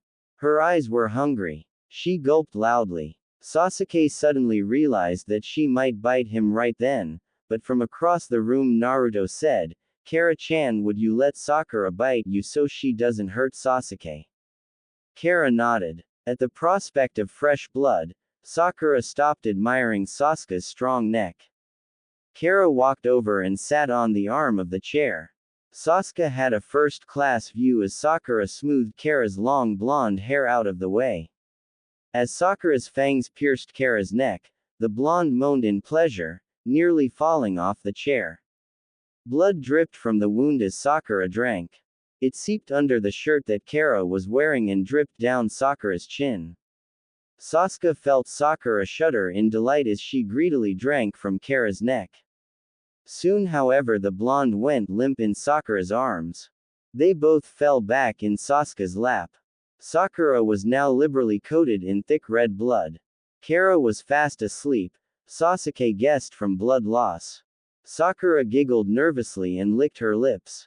One stunning green eye turned to look at him in question. She asked, "Want a taste, Sasuke-kun?" Sasuke's own eyes almost popped out of his head. Her voice was seductive and what she was offering sounded, coming from her, to be far too enticing. Naruto shouted, Sakura, stop trying to turn Sasuke. He'll do it if he wants, without you doing it for him. Sakura pouted over at Naruto, no fair Naruto-kun.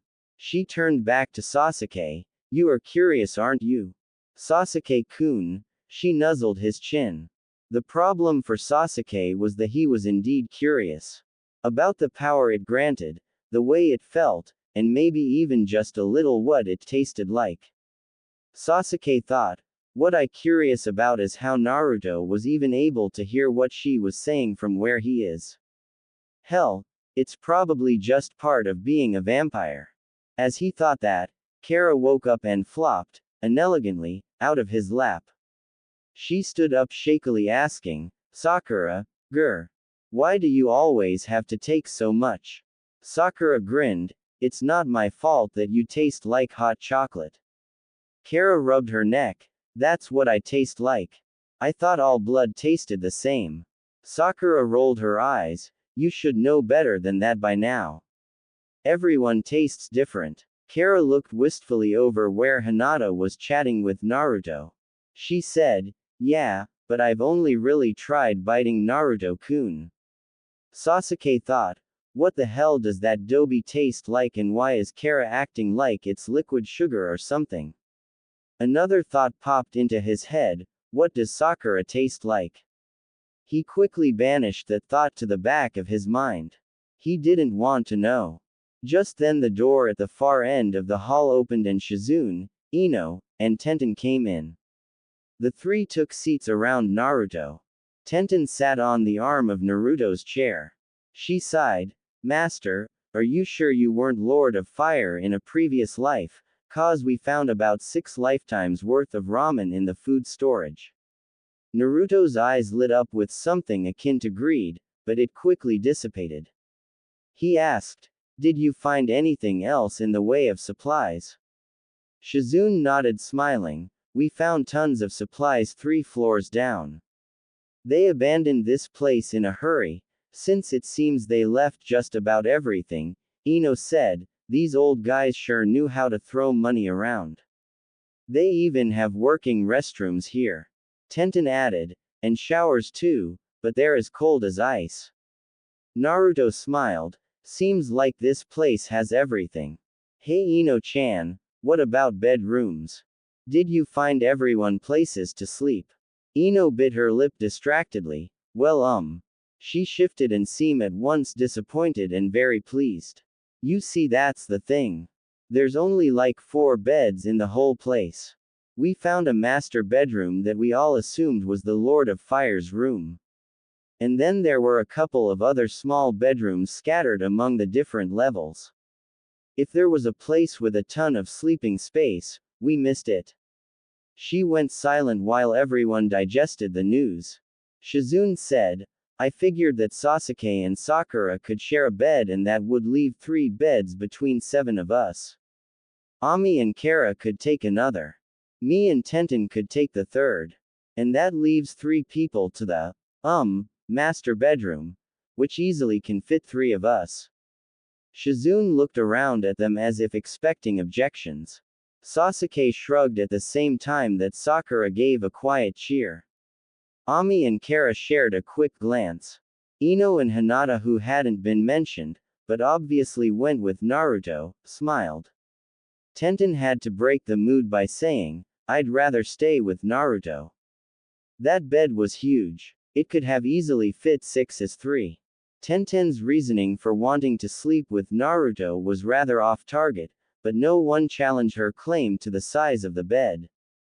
Ami said, if it's all the same. Shizune guessed, you want to be in the master's bedroom too, I take it.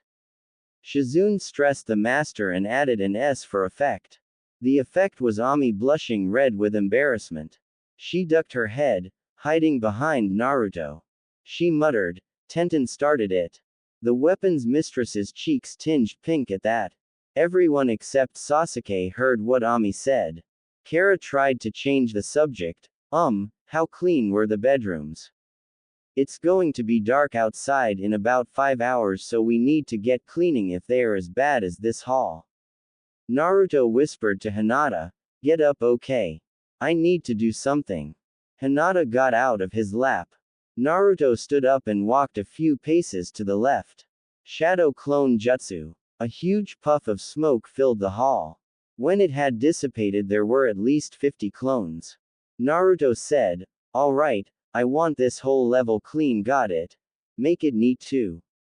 The clones hurried off and Naruto said, "Hey Shizune, why don't you go make sure the clones are doing what they're supposed to be doing? They are copies of me." Naruto grinned, scratching the back of his head. Shizune stood and went to oversee the cleaning. As Naruto sat down, Ino said, "I told you he would do that, Tenten. What's the point of shadow clones if you can't use them?" Tenten yawned. She saw Hinata stretching and turned the yawn into a fall, right off the arm of the chair. She snuggled up to Naruto, while keeping a cautious eye on Hinata. Naruto made no move to stop her. The Hyuga turned around and saw Tenten had taken her spot. Tenten yelped as Hinata grabbed her arm and pulled her off Naruto. She landed sprawling as Hinata resumed where she had left off. Tenten pouted at her. Hinata paid her no attention. Naruto didn't know whether to be amused or scared at Hinata's behavior.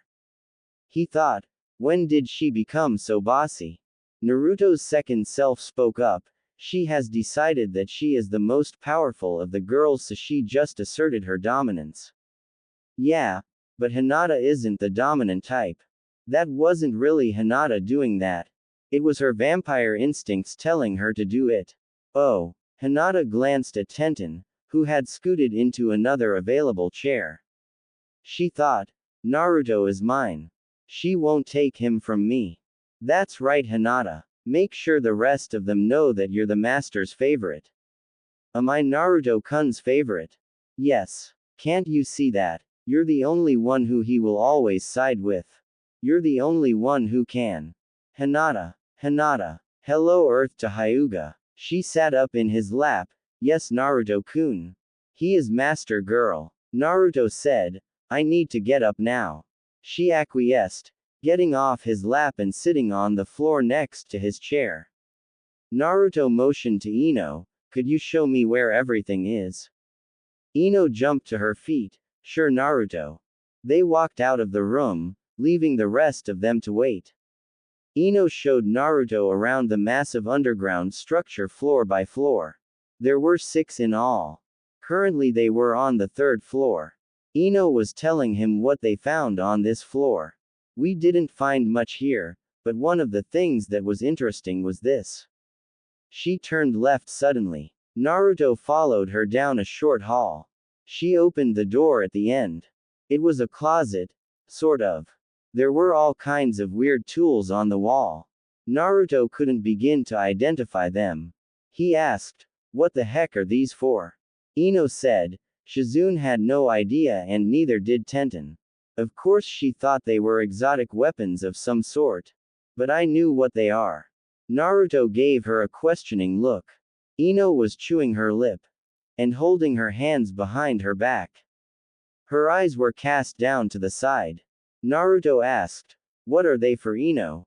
Wait, that looks like, hanging on a wall behind Ino was something he recognized.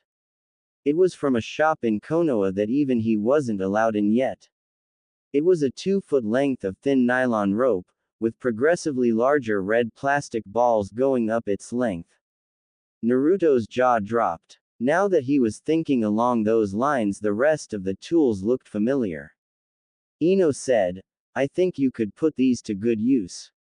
Master. Ino put her hands on his chest and pushed him against the wall.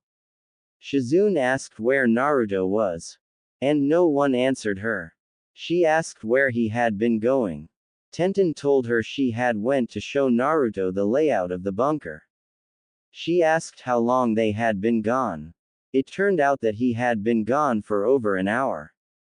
That didn't trouble Shizune in the least. It had taken them at least that long just to search one floor. But for some reason everyone seemed uneasy. Shizune couldn't stand it. Okay. What is up with everyone? Sasuke shrugged. He said, everyone just got all silent about a half an hour ago. I have no clue what's going on. Shizune walked over and waved her hand in front of Hinata. The shy Hyuga was blushing red. She was also tense as a spring. Then suddenly Tenten, Hinata, Ami, and even Kara relaxed. Hinata let out a long pent-up breath and smiled. Shizune and Sasuke shared a bewildered look. Shizune asked, and where is Sakura? Sasuke said, she went to look at the different bedrooms. His cheeks tinged pink a little bit, but his expression stayed the same. Shizune asked, what is up with all of you? Tenten and Hinata didn't answer, but Ami's face went crimson. It was another hour before Naruto and Ino returned. Ino looked extremely agitated and flustered. Her cheeks were red and it seemed that she was pouting. Naruto dropped into a chair and was immediately set upon by Hinata. She climbed into his arms and put her head under his chin. Ino sat away from Hinata and Naruto. Tenten crawled over to her and whispered harshly in her ear. The blonde nodded and she relaxed a bit. Sasuke looked bewildered. He had no clue what was going on. Whether it was a vampire thing or not. It seemed to him that for some reason Naruto had some kind of spell over the girls. They acted as though they were dependent on him. He had even heard some of them call him, Master. When he heard that the first time he thought he was hearing things, but Tenten had called him that a couple times now. He watched the odd exchange between them. Sakura sat next to him now, also watching. Sasuke tilted his head to ask, what is going on with Naruto? It's like he has some kind of control over them. She was looking in Naruto's direction. He was talking with Shizune and Ami now. Sakura looked back saying, we are all connected to Naruto now. It's hard to explain, but we can almost sense what he's thinking. And when he tells us to do something, we feel compelled to do it. Sasuke asked, even you? She nodded slowly. Yep. Even me. It's really confusing sometimes. I never told you, but I always had this voice in the back of my head. A really bossy one too. I guess it's like a split personality. Anyway, when I woke up after injecting myself with Hinata's blood, I had like this. I don't know. A dream, I guess. It was like I saw the voice inside my head and it had turned into a vampire too. She continued, it keeps telling me stuff. At first I was really scared of it, but it doesn't seem to want to hurt me, so I started listening to it. Sakura paused as Ino swatted Kara away from her, shouting, hey, no fair. Give that back. One of the things it tells me is when I need to drink or when the others are thirsty. Sasuke asked, is it telling you anything right now? Sakura looked at him. Her fingers toyed with the ends of her hair. Well, actually she wants me to bite you. Sasuke tensed. Can you resist her? Sakura said, Naruto told me not to bite you unless you asked, so, yeah. It occurred to him to ask another question, do you really have to do anything Naruto says? She said, no. But it feels awful if I don't and, really, good if I do. What do you mean by really good? Sakura moved her hands between her legs. She bit her lip, hoping she wouldn't have to explain in words. Sasuke, however, got the message, thought his eyes widened a bit. Sakura said, Sasuke. She looked furtively at Naruto and the others. Do you want to see where we will be sleeping? Kiba stood with Shino and Negi in front of Lady Tsunade's desk. She paced behind it, obviously agitated. She said, all three of you have been apprised of the situation. You need to find Naruto and any of those who went with him as fast as you can. We are sure now that they went south, but we have no way of knowing how far or where they are now. Negi asked, and you're absolutely sure they are still sane? They won't try to kill us as soon as we find them? Negi looked to Shino and Kiba. I'm sure we can find them with this team, but even one vampire can be a challenge. 9 vampires, even without the use of jutsu, would be impossible for us to kill, let alone capture. Tsunade said, we are almost certain that they are still sane, but that could possibly make them more dangerous. We only ask you to attempt capture if you think that it will work. We don't want you bitten or killed. Shino said, what troubles me is Shikaku's report that vampire powers may have a dramatic strengthening effect on shinobi abilities. We well know that vampires lose their minds and therefore their jutsu, but if they are still sane. Tsunade didn't have an answer for that. She said, there is no way to know if their abilities have been enhanced, and honestly, here it is.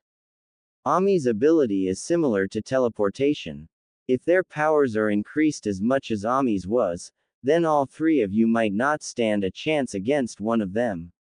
That was bad news. They might not even be able to defeat a single foe out of 9. Kiba said, you 2 guys aren't getting the big picture.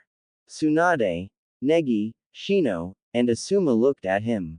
Kiba continued, you forget that I fought him just after they tried to cure him. He was so fast he disappeared. To Naruto it was like I was standing still. And he was strong enough to rip me in half without breaking a sweat. It doesn't matter if he's smart or if his jutsu are stronger. He could kill all 3 of us before we realized we were being attacked. Kiba looked down at Akamaru. He scratched the dog behind its ears. And it wouldn't matter if his Rasengan was 100 times as powerful. Asuma, who had joined them as Shino stopped talking, lit a cigarette. He pulled a single draft and put it out. Asuma blew out a long cloud of smoke. He said, unfortunately I have to agree with Kiba. It took all we had to subdue Sakura, and I had Kurenai and Kakashi as backup. Sakura isn't as fast as Naruto even with vampire speed. I can't actually imagine how fast Naruto is now. He's probably faster than the 4th was. Asuma turned to look at them as he leaned on the window ledge. He said, I think that Sai should go with you. He might not add anything to your strength, but he can send emergency messages to us in case you fail. Shino and Negi nodded. Kiba shrugged, I don't personally see how it will help. If Naruto tries to kill us, Sai won't have a chance to pick his nose, much less do a drawing. I don't care how fast he is with that brush. Naruto will have your throat in your hand before you can put ink on paper. Sai, who seemed to have magically appeared as Asuma finished speaking, looked mildly displeased by this prediction. Sai asked, do you have no faith in your own abilities, Kiba? The pale boy asked this as though Kiba had been speaking of himself. Kiba growled, didn't you listen? I was referring to us as a group and to the fact that we are so outclassed by a vampire Naruto, it's not even funny. The pale boy said, what's funny is how much you used to boast about being just as good as Naruto and suddenly being scared out of your wits. Kiba shouted, quit trying to make light of this. My team went up against a civilian who had been bitten. She wasn't even fully turned, but it took us an hour to finish her off and I nearly got killed twice. You understand that, Sai? I know that you have yet to fight a shinobi-class vampire yet, but you don't seem to be getting the picture. They were all silent for a moment. Tsunade said, it doesn't matter. You're going on this mission mainly for reconnaissance.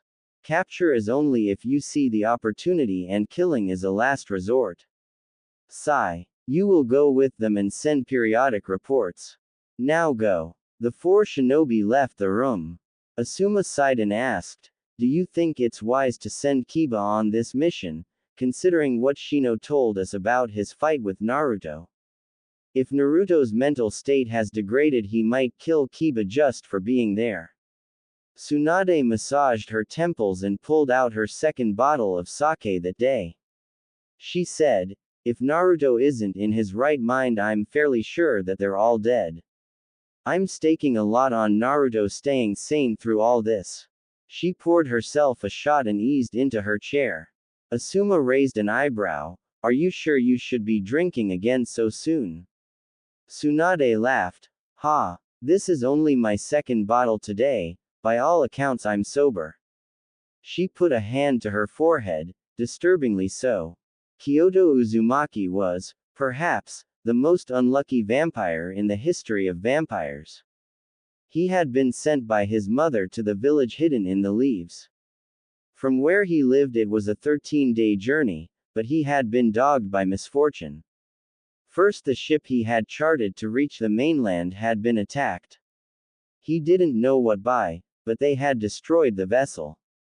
Kyoto had been forced to swim the rest of the way to shore. That had added a week to his journey.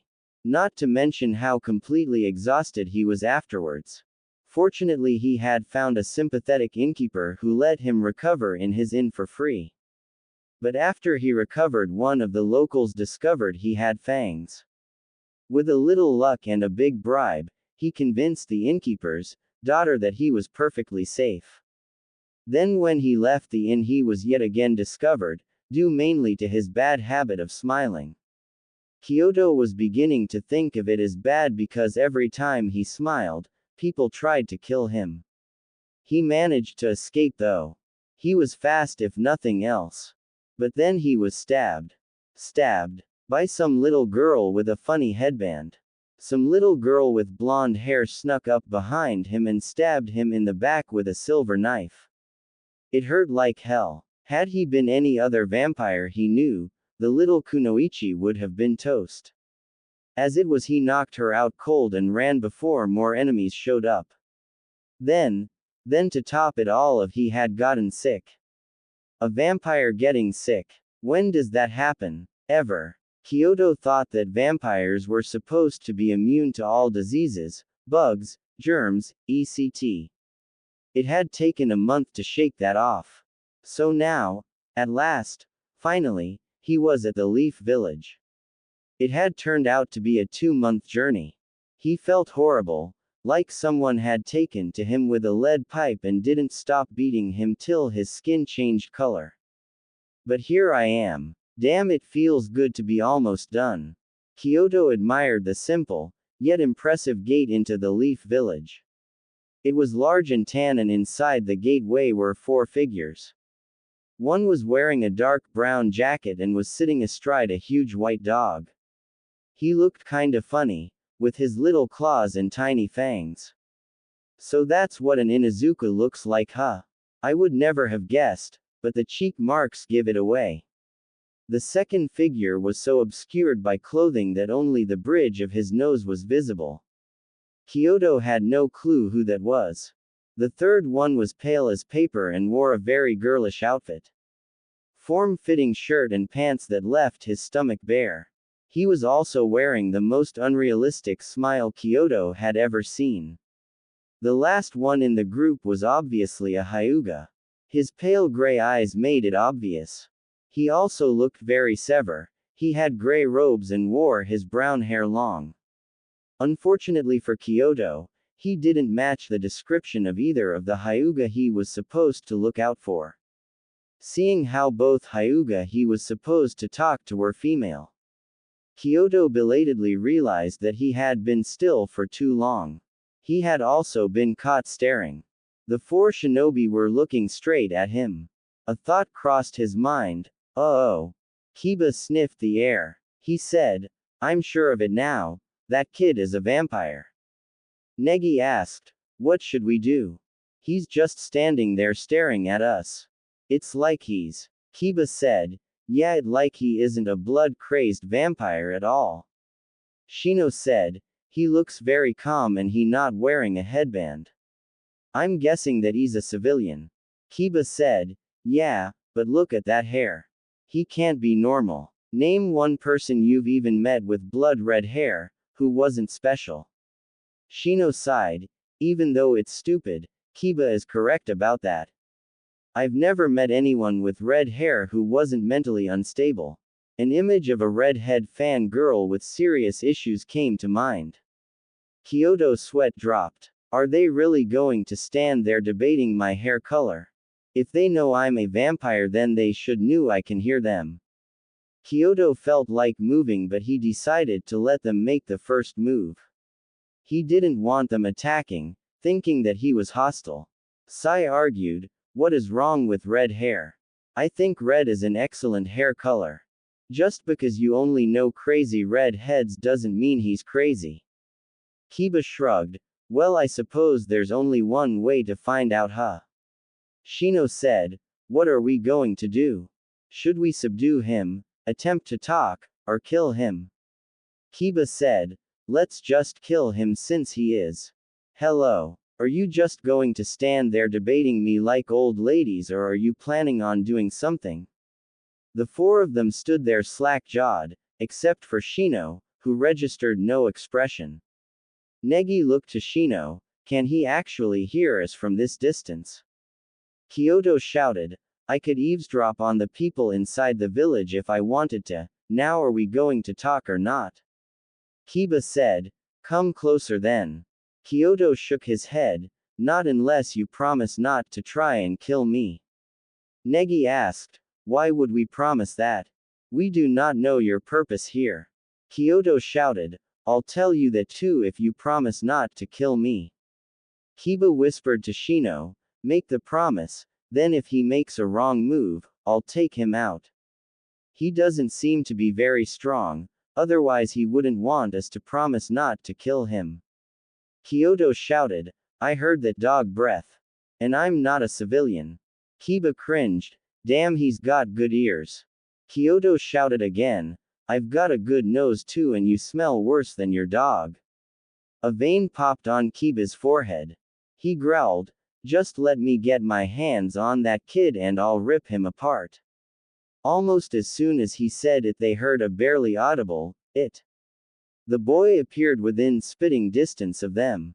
All four realized that he wasn't a kid at all. He was actually taller than any of them. With a slim build and very long red hair. His eyes were a piercing blue, shot through with red. His pupils were slits and his long fangs poked out over his lip. Kiba took a quick step back, as did Negi and Sai. Shino stayed where he was. The Aburame heir asked, "Are you a vampire?" Kyoto said, "Yeah, haven't you figured that out by now? Didn't dog breath tell you that?" Sai and Negi almost cracked up at that. Negi thought, "It's rather hilarious. He's using the same nickname that we use for Kiba." Shino took a step forward, "And do you have a name, vampire?" He smirked, "You're kinda stupid, even for a human. But yeah, name's Kyoto Uzumaki." Kiba kept on looking back at the vampire boy walking with them. He seemed harmless enough. He constantly smiled, but he seemed unimpressed with the village. Kyoto remarked, "This place isn't nearly as impressive as Mom said it was. I mean, it doesn't even look the same as she described it." He frowned, "And it's funny, you have 5 stone faces instead of 3. Shino said, "The village was attacked not too long ago. We are still rebuilding some areas." He paused, "Do you know the significance of the stone faces?" Kyoto almost bumped into him. He thought for a moment, "Yeah, they're supposed to be, what did Mom call them? Hokage. That's what you call the leaders of your village, right?" Shino nodded, "We have had 5 Hokage so far. The first 4 are all deceased." "Oh, so, which one is Uncle Minato?" All 4 of his escorts stopped dead in their tracks. Kiba blurted loud enough for everyone nearby to stop as well, "What? Your uncle was Hokage?" Kyoto looked between them. With the exception of Shino, they all were shocked. "What? Do you not believe me?" Negi turned to continue walking. "Let us get to Lady Tsunade. Perhaps then we can clear this up. I for one doubt that you're related to any of the Hokage." Kiba agreed. Sai reset his annoying fake smile and continued on. At last Shino turned as well. Kyoto just followed after them. Hokage Tower was crowded that day, with dozens of people entering or leaving at any given time. Kyoto looked around in awe. He said, Now this is more like what Mom talked about. This place is a lot more impressive than the rest of the village. Kiba grunted as they pushed through the crowd. They made their way up to the second floor. But they were set upon by a young man in a green jumpsuit. He crashed into Negi, nearly knocking him over. Negi grabbed the boy's leg and used his momentum to toss him over his shoulder. Lee, for it was Lee, hit the wall of the corridor face first. Negi demanded, "What is the meaning of this, Lee?"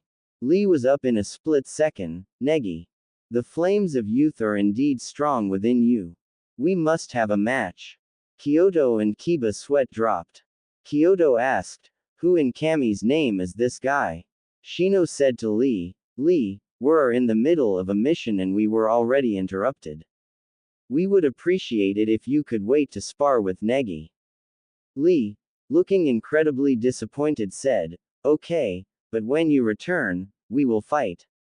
The green-clad boy peeked around Negi and Shino to look at Kyoto.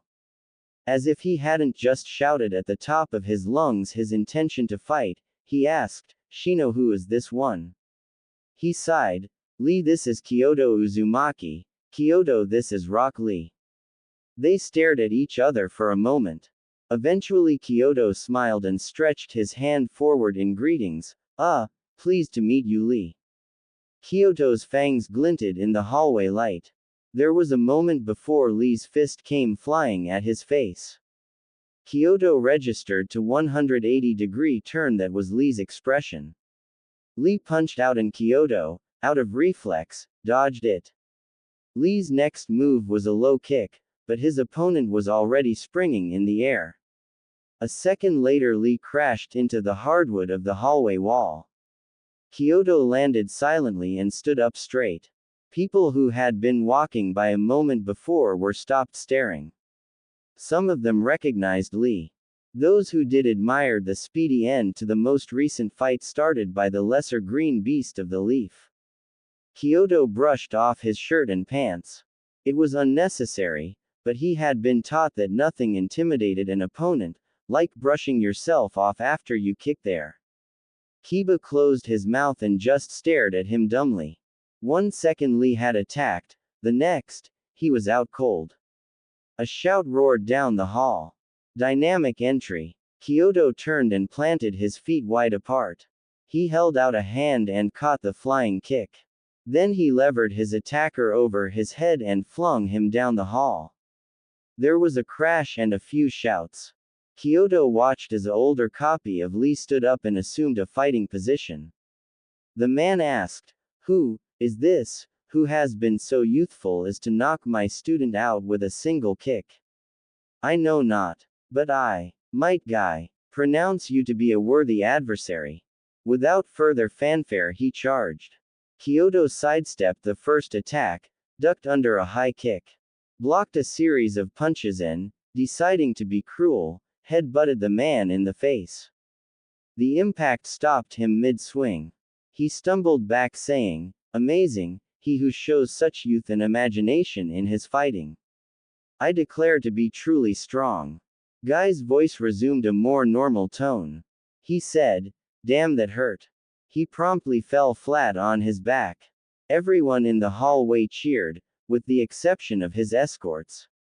Kyoto thought, "What the hell? Why is everyone applauding? They didn't seem that tough to me.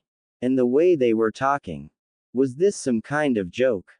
Kyoto asked, "Can I see the Hokage now, or are there more of those youthful green ninjas waiting to ambush me?"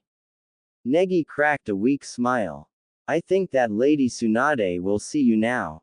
"Ooh." Kyoto walked into Tsunade's office behind his escorts. When they were standing assembled, Tsunade looked up. Her face changed from annoyance to shock to anger. She shouted, "You were supposed to be gone an hour ago. What are you still doing here?" Kiba dragged Kyoto out from behind them. He said, "We met this guy at the front gate. He says he wants to talk to you."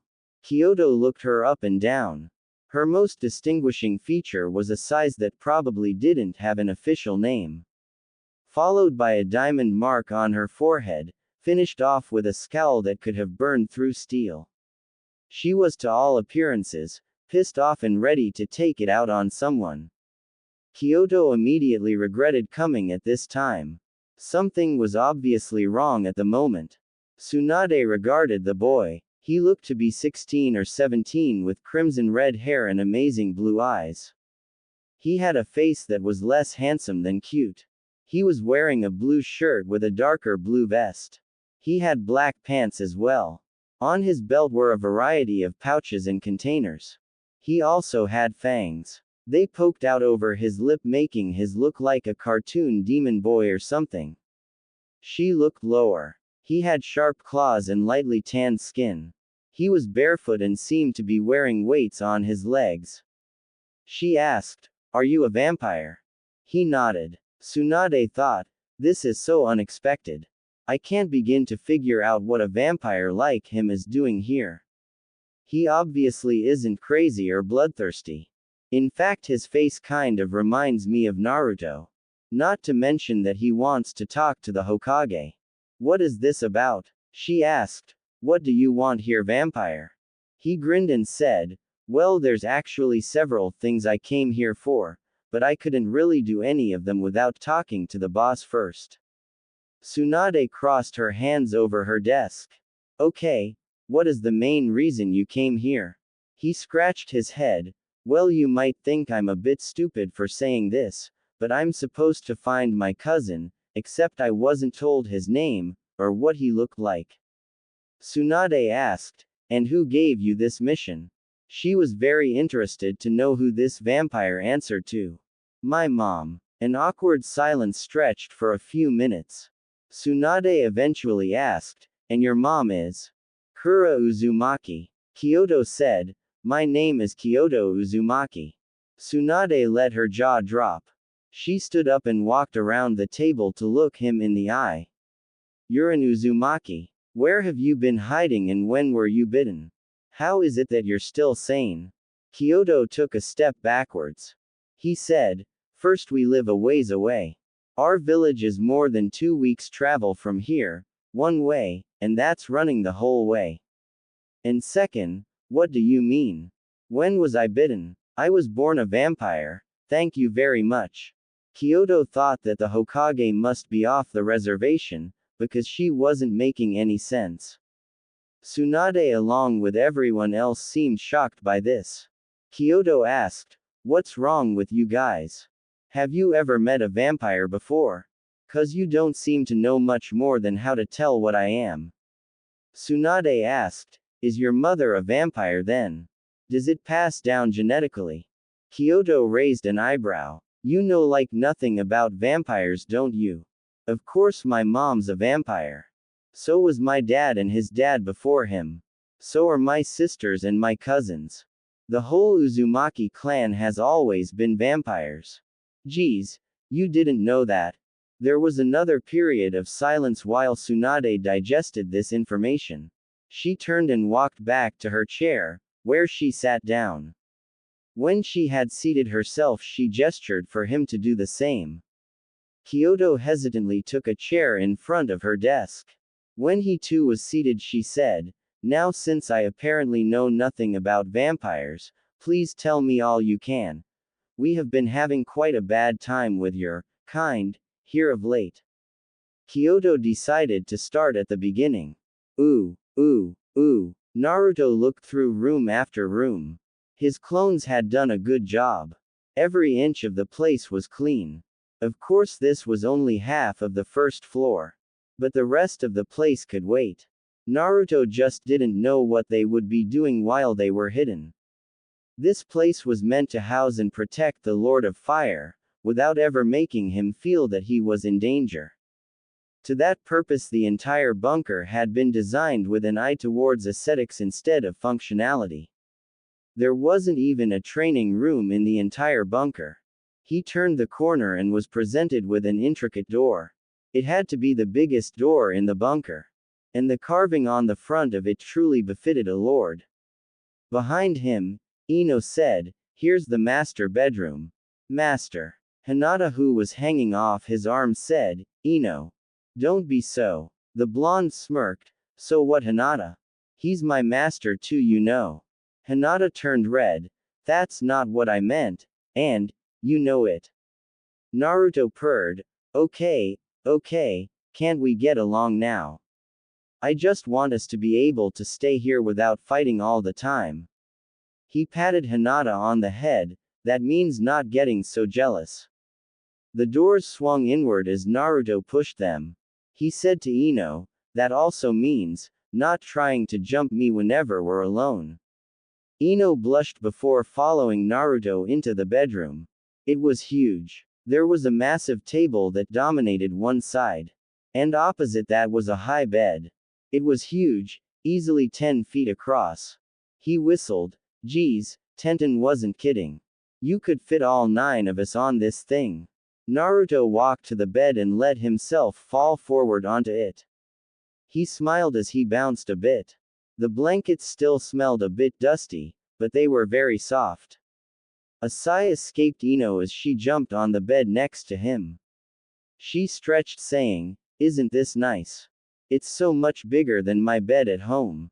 I mean, it feels kind of weird being underground, but so far I like it." Hinata said, "I like it better outside, but any place is better with Naruto there." Ino said, teasing, "Now look who's trying to cozy up to Naruto-kun." Tenten entered the room and made a running leap for it. She landed, almost on top of Naruto. He looked up.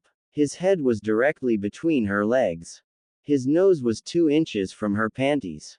Tenten realized her mistake and crawled further up the bed. Naruto kept the image of her panties in his mind a fraction longer than necessary. He thought, Tenten, you could have warned me before you jumped into bed in only your underclothes. He said, you guys just keep dropping in on me without warning and I might get jumpy. Kara was next into the room. She said, you know that you're the only guy here, right? Naruto glanced at her and flushed red. She was wearing only a bra and panties. At least Tenten was wearing a nightshirt, even if it looked 3 sizes too small. Naruto asked, where did you girls get all these clothes from? I didn't see you pack any of this stuff, and I know that you weren't wearing a bra. He pointed at Kara. He thought, not that I really mind having them half in bed with me. Then it occurred to him, hey, it won't be dark for hours still, what are you all doing getting in bed? I only came in to check things out. Ino said, Master, we spent all day running around and were tired. Maybe you could give us the rest of the day off. Naruto didn't know what to say to that. He was about to sit up when Hinata crawled into his arms. She let out a long breath. Naruto could feel the bed shift as the others positioned themselves around him. An arm curled around his waist and he felt warm breath on his neck. Naruto had slept with a girl before. Hinata, and even more than one. That time he woke up with both Hinata and Ami. But now he was sleeping with 4 girls at the same time. He wondered dimly, how long it would be before he was doing more than sleeping. Kiba,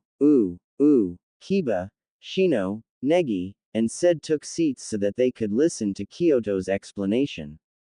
They watched as Kyoto took a deep breath and began. He started, a long time ago, well before it became common for demons to be sealed inside human hosts, those like the tailed beasts roamed free. You're probably aware by now that the 9 great demons aren't the only ones to exist. There have been countless others. Most of which were weak, but some had nearly as much power as the 9-tailed beasts. In fact, many of them took human form. And a few of these demons took human mates. Those families, that had demon blood mixed with their own, changed. The more powerful the demon blood, the greater the change. About 500 years ago there was a great shift between our realm and the demon realm. It forced the vast majority of demons out of our world. Only those demons that tethered themselves to human bloodlines survived. And out of those families only 7 exist today. Kyoto scratched his chin before continuing. 3 of the 7 were exterminated even before the Third Great Shinobi War. But there are still scattered members of their clans alive. You see, demon blood is powerful and doesn't really diminish through the generations. I have just as much power as my great-great-grandfather, even though no new demon blood has come into the family.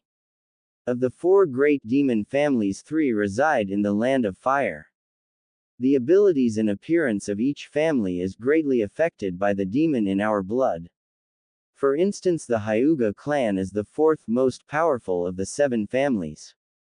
But I forget the name of the demon that first bound itself to the clan. He scratched his head, though if Mother was telling the truth it was a female demon, but it doesn't really make a difference, except that it alters the powers of the children depending on the of the demon. Tsunade looked over at Negi, who looked like he was having a heart attack.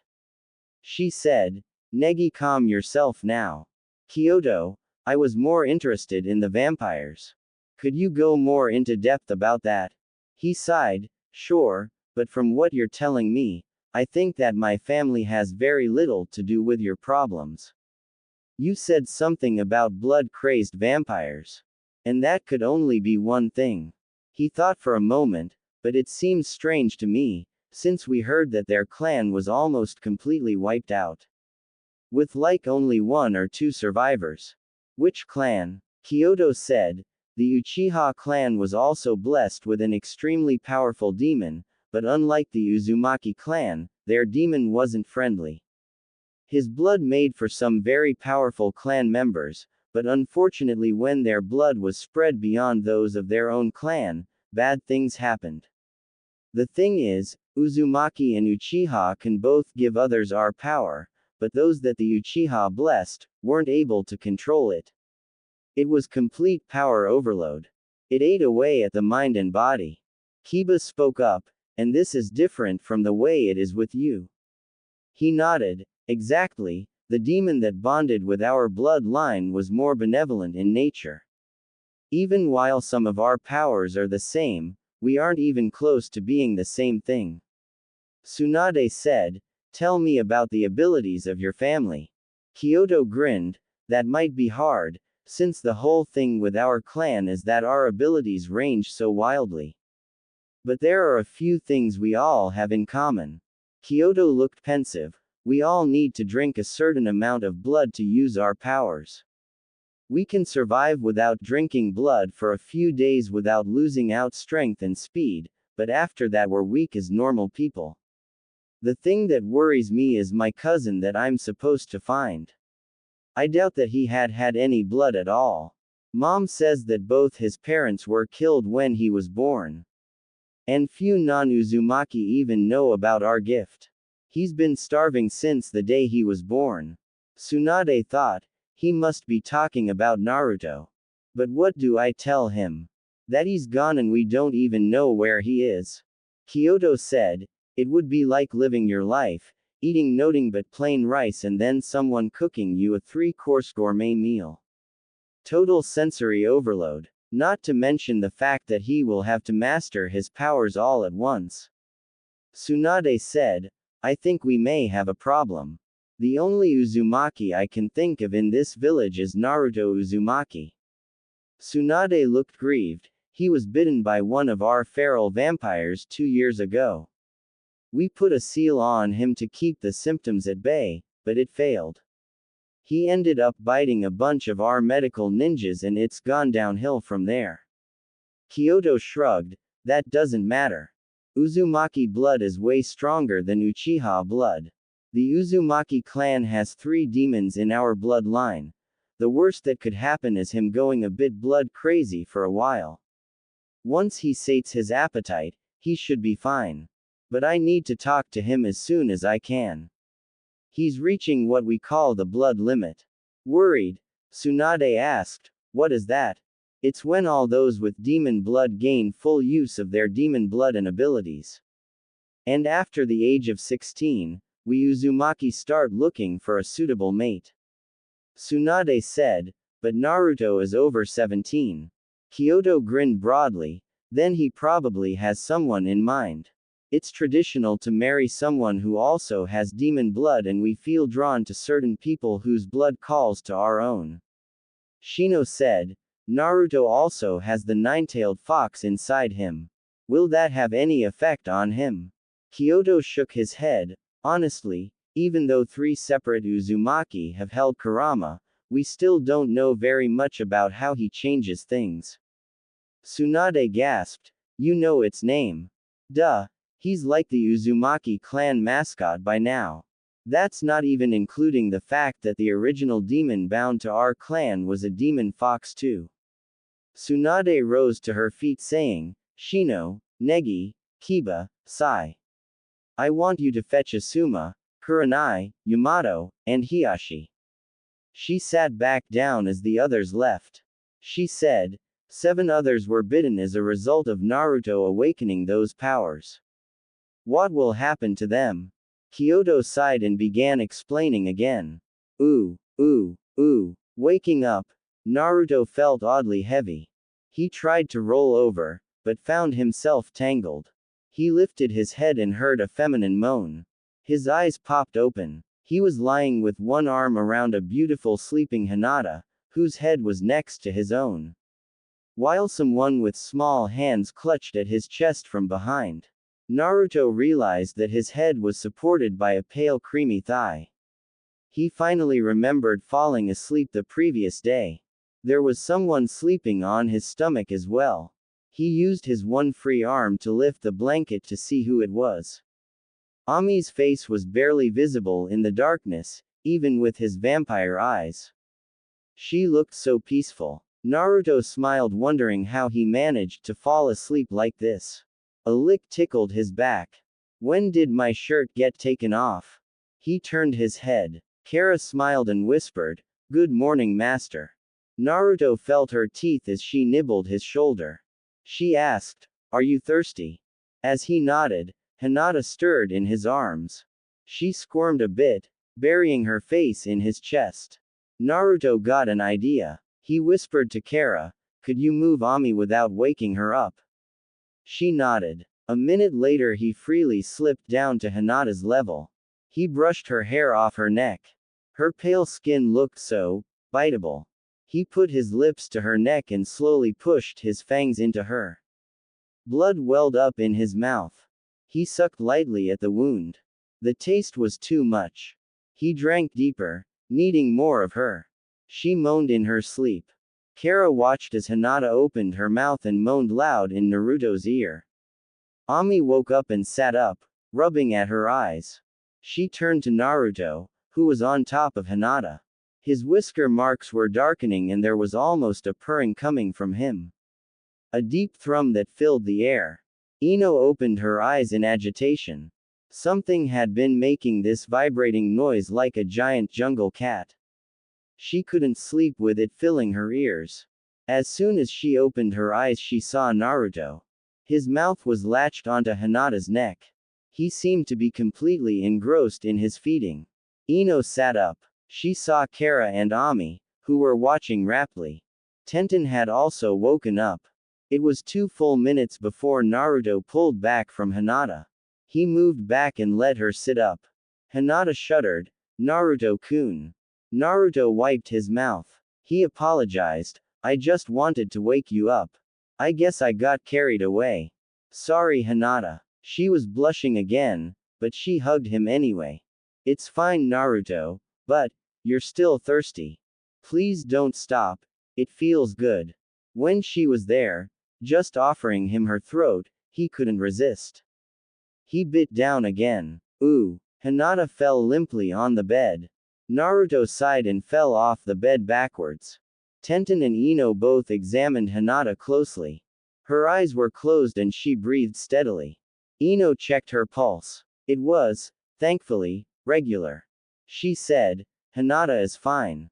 She's just sleeping. Tenten and the others relaxed. Ami got off the bed and checked Naruto. He was breathing faster than normal. And his eyes were barely open. Ino leaned over the edge of the bed. Naruto looked like he had stuffed himself at a buffet. His smug expression was similar to a cat who had swallowed a canary. Ino realized that he had fallen asleep. An annoyed pout formed on Tenten's face. She said, I guess Master is satisfied already. Ah. I was hoping he would bite me next. Ino poked her in the side. Hey, no fair. He almost never bites me. Tenten sneered. Well, if you weren't trying to get into his pants, maybe he would be able to bite you. The blonde swatted her. Take that back, Tenten. You wouldn't mind doing it yourself. Don't get on my case for trying. As the two girls argued back and forth, Naruto stirred and sat up. He turned his head asking, what happened? How did I fall off the bed? Ami pointed out, you were drinking from Hinata and you both fell asleep. You just fell off the bed. Naruto scratched the back of his head, embarrassed, sorry about that. Confused Ami and Kara leaned forward, sorry for what Naruto-kun? Naruto's eyes turned red as he grabbed Ami. For this. His teeth slammed into her. Her eyes went wide and her whole body was rigid. Pain seized at her chest and pulsed through her. Ami tried to relax her muscles, but her limbs wouldn't respond to her. She could see out of the corner of her eye. Kara watched her raptly as she bit her lip. But her eyes were focused on Naruto, not her. Ami's mind seemed to be clouding over, getting harder for her to think. The pain in her neck and chest changing to intense heat. Ami's hands, which had been clutching Naruto tightly, loosened and the ache of butterflies exploded in her chest. In the back of her mind, she realized that pain was transforming into intense pleasure. Ami's eyes rolled back as Naruto bent her backwards, deepening the contact between them. His own hands held her almost loosely, but it was like his voice was inside her head telling her to submit. To let him drink his fill. It wasn't Naruto's voice. It was deeper and sinister, but still with some of Naruto's warmth. It wasn't cold, she could feel it in her mind, scorching hot. Pleasure burned through her system, like sweet acid. Then, suddenly, Naruto released her. His fangs pulled out. Kara caught her as she dropped like a stone. Naruto fell back again, his mind churning. He held his head, trying not to think about blood. Had he been so distracted by the taste, that he had hurt her? I have to get it together. What was wrong with that bite? It was like, she was, just a meal. I only realized I was hurting her halfway through. Oh Kami, I hope she's alright. Damn. And I thought that it was getting better. That I had somehow changed the disease into something less bad. Naruto felt someone's hand on his shoulder, breaking him out of his thoughts. Ino asked, is there something wrong, Naruto? He looked up at her. She continued, if you're still thirsty you can bite me. Naruto experienced a chill of excitement that raced up his spine. He pushed his thirst down. He didn't need this complication right now. He needed to get his act together so that he could control himself. Ino saw his hesitation and pounced. She drew down till she was sitting in his lap. She cooed, Master, please.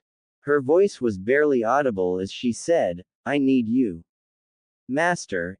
Inside me. Ino tilted her neck so that it brushed his nose. Please, Master, drain me, suck me dry. The thirst hit him and his head felt dizzy with it. He tried to order his thoughts, but her sweet smell was driving him crazy. Her body pressed against him, nearly in his face as she rubbed her body on his.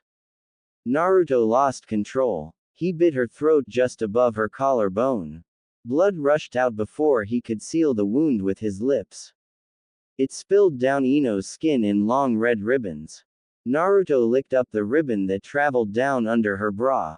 He continued to lick at the blood that flowed from her throat. Ino whimpered, Naruto, please bite me. His teeth found her again, sinking deep into her neck, right where her artery was. He didn't suck from the gushing bite, but started slowly lapping up the blood. Naruto shifted his hands to her belly. Massaging the tense muscles as more and more blood covered Ino.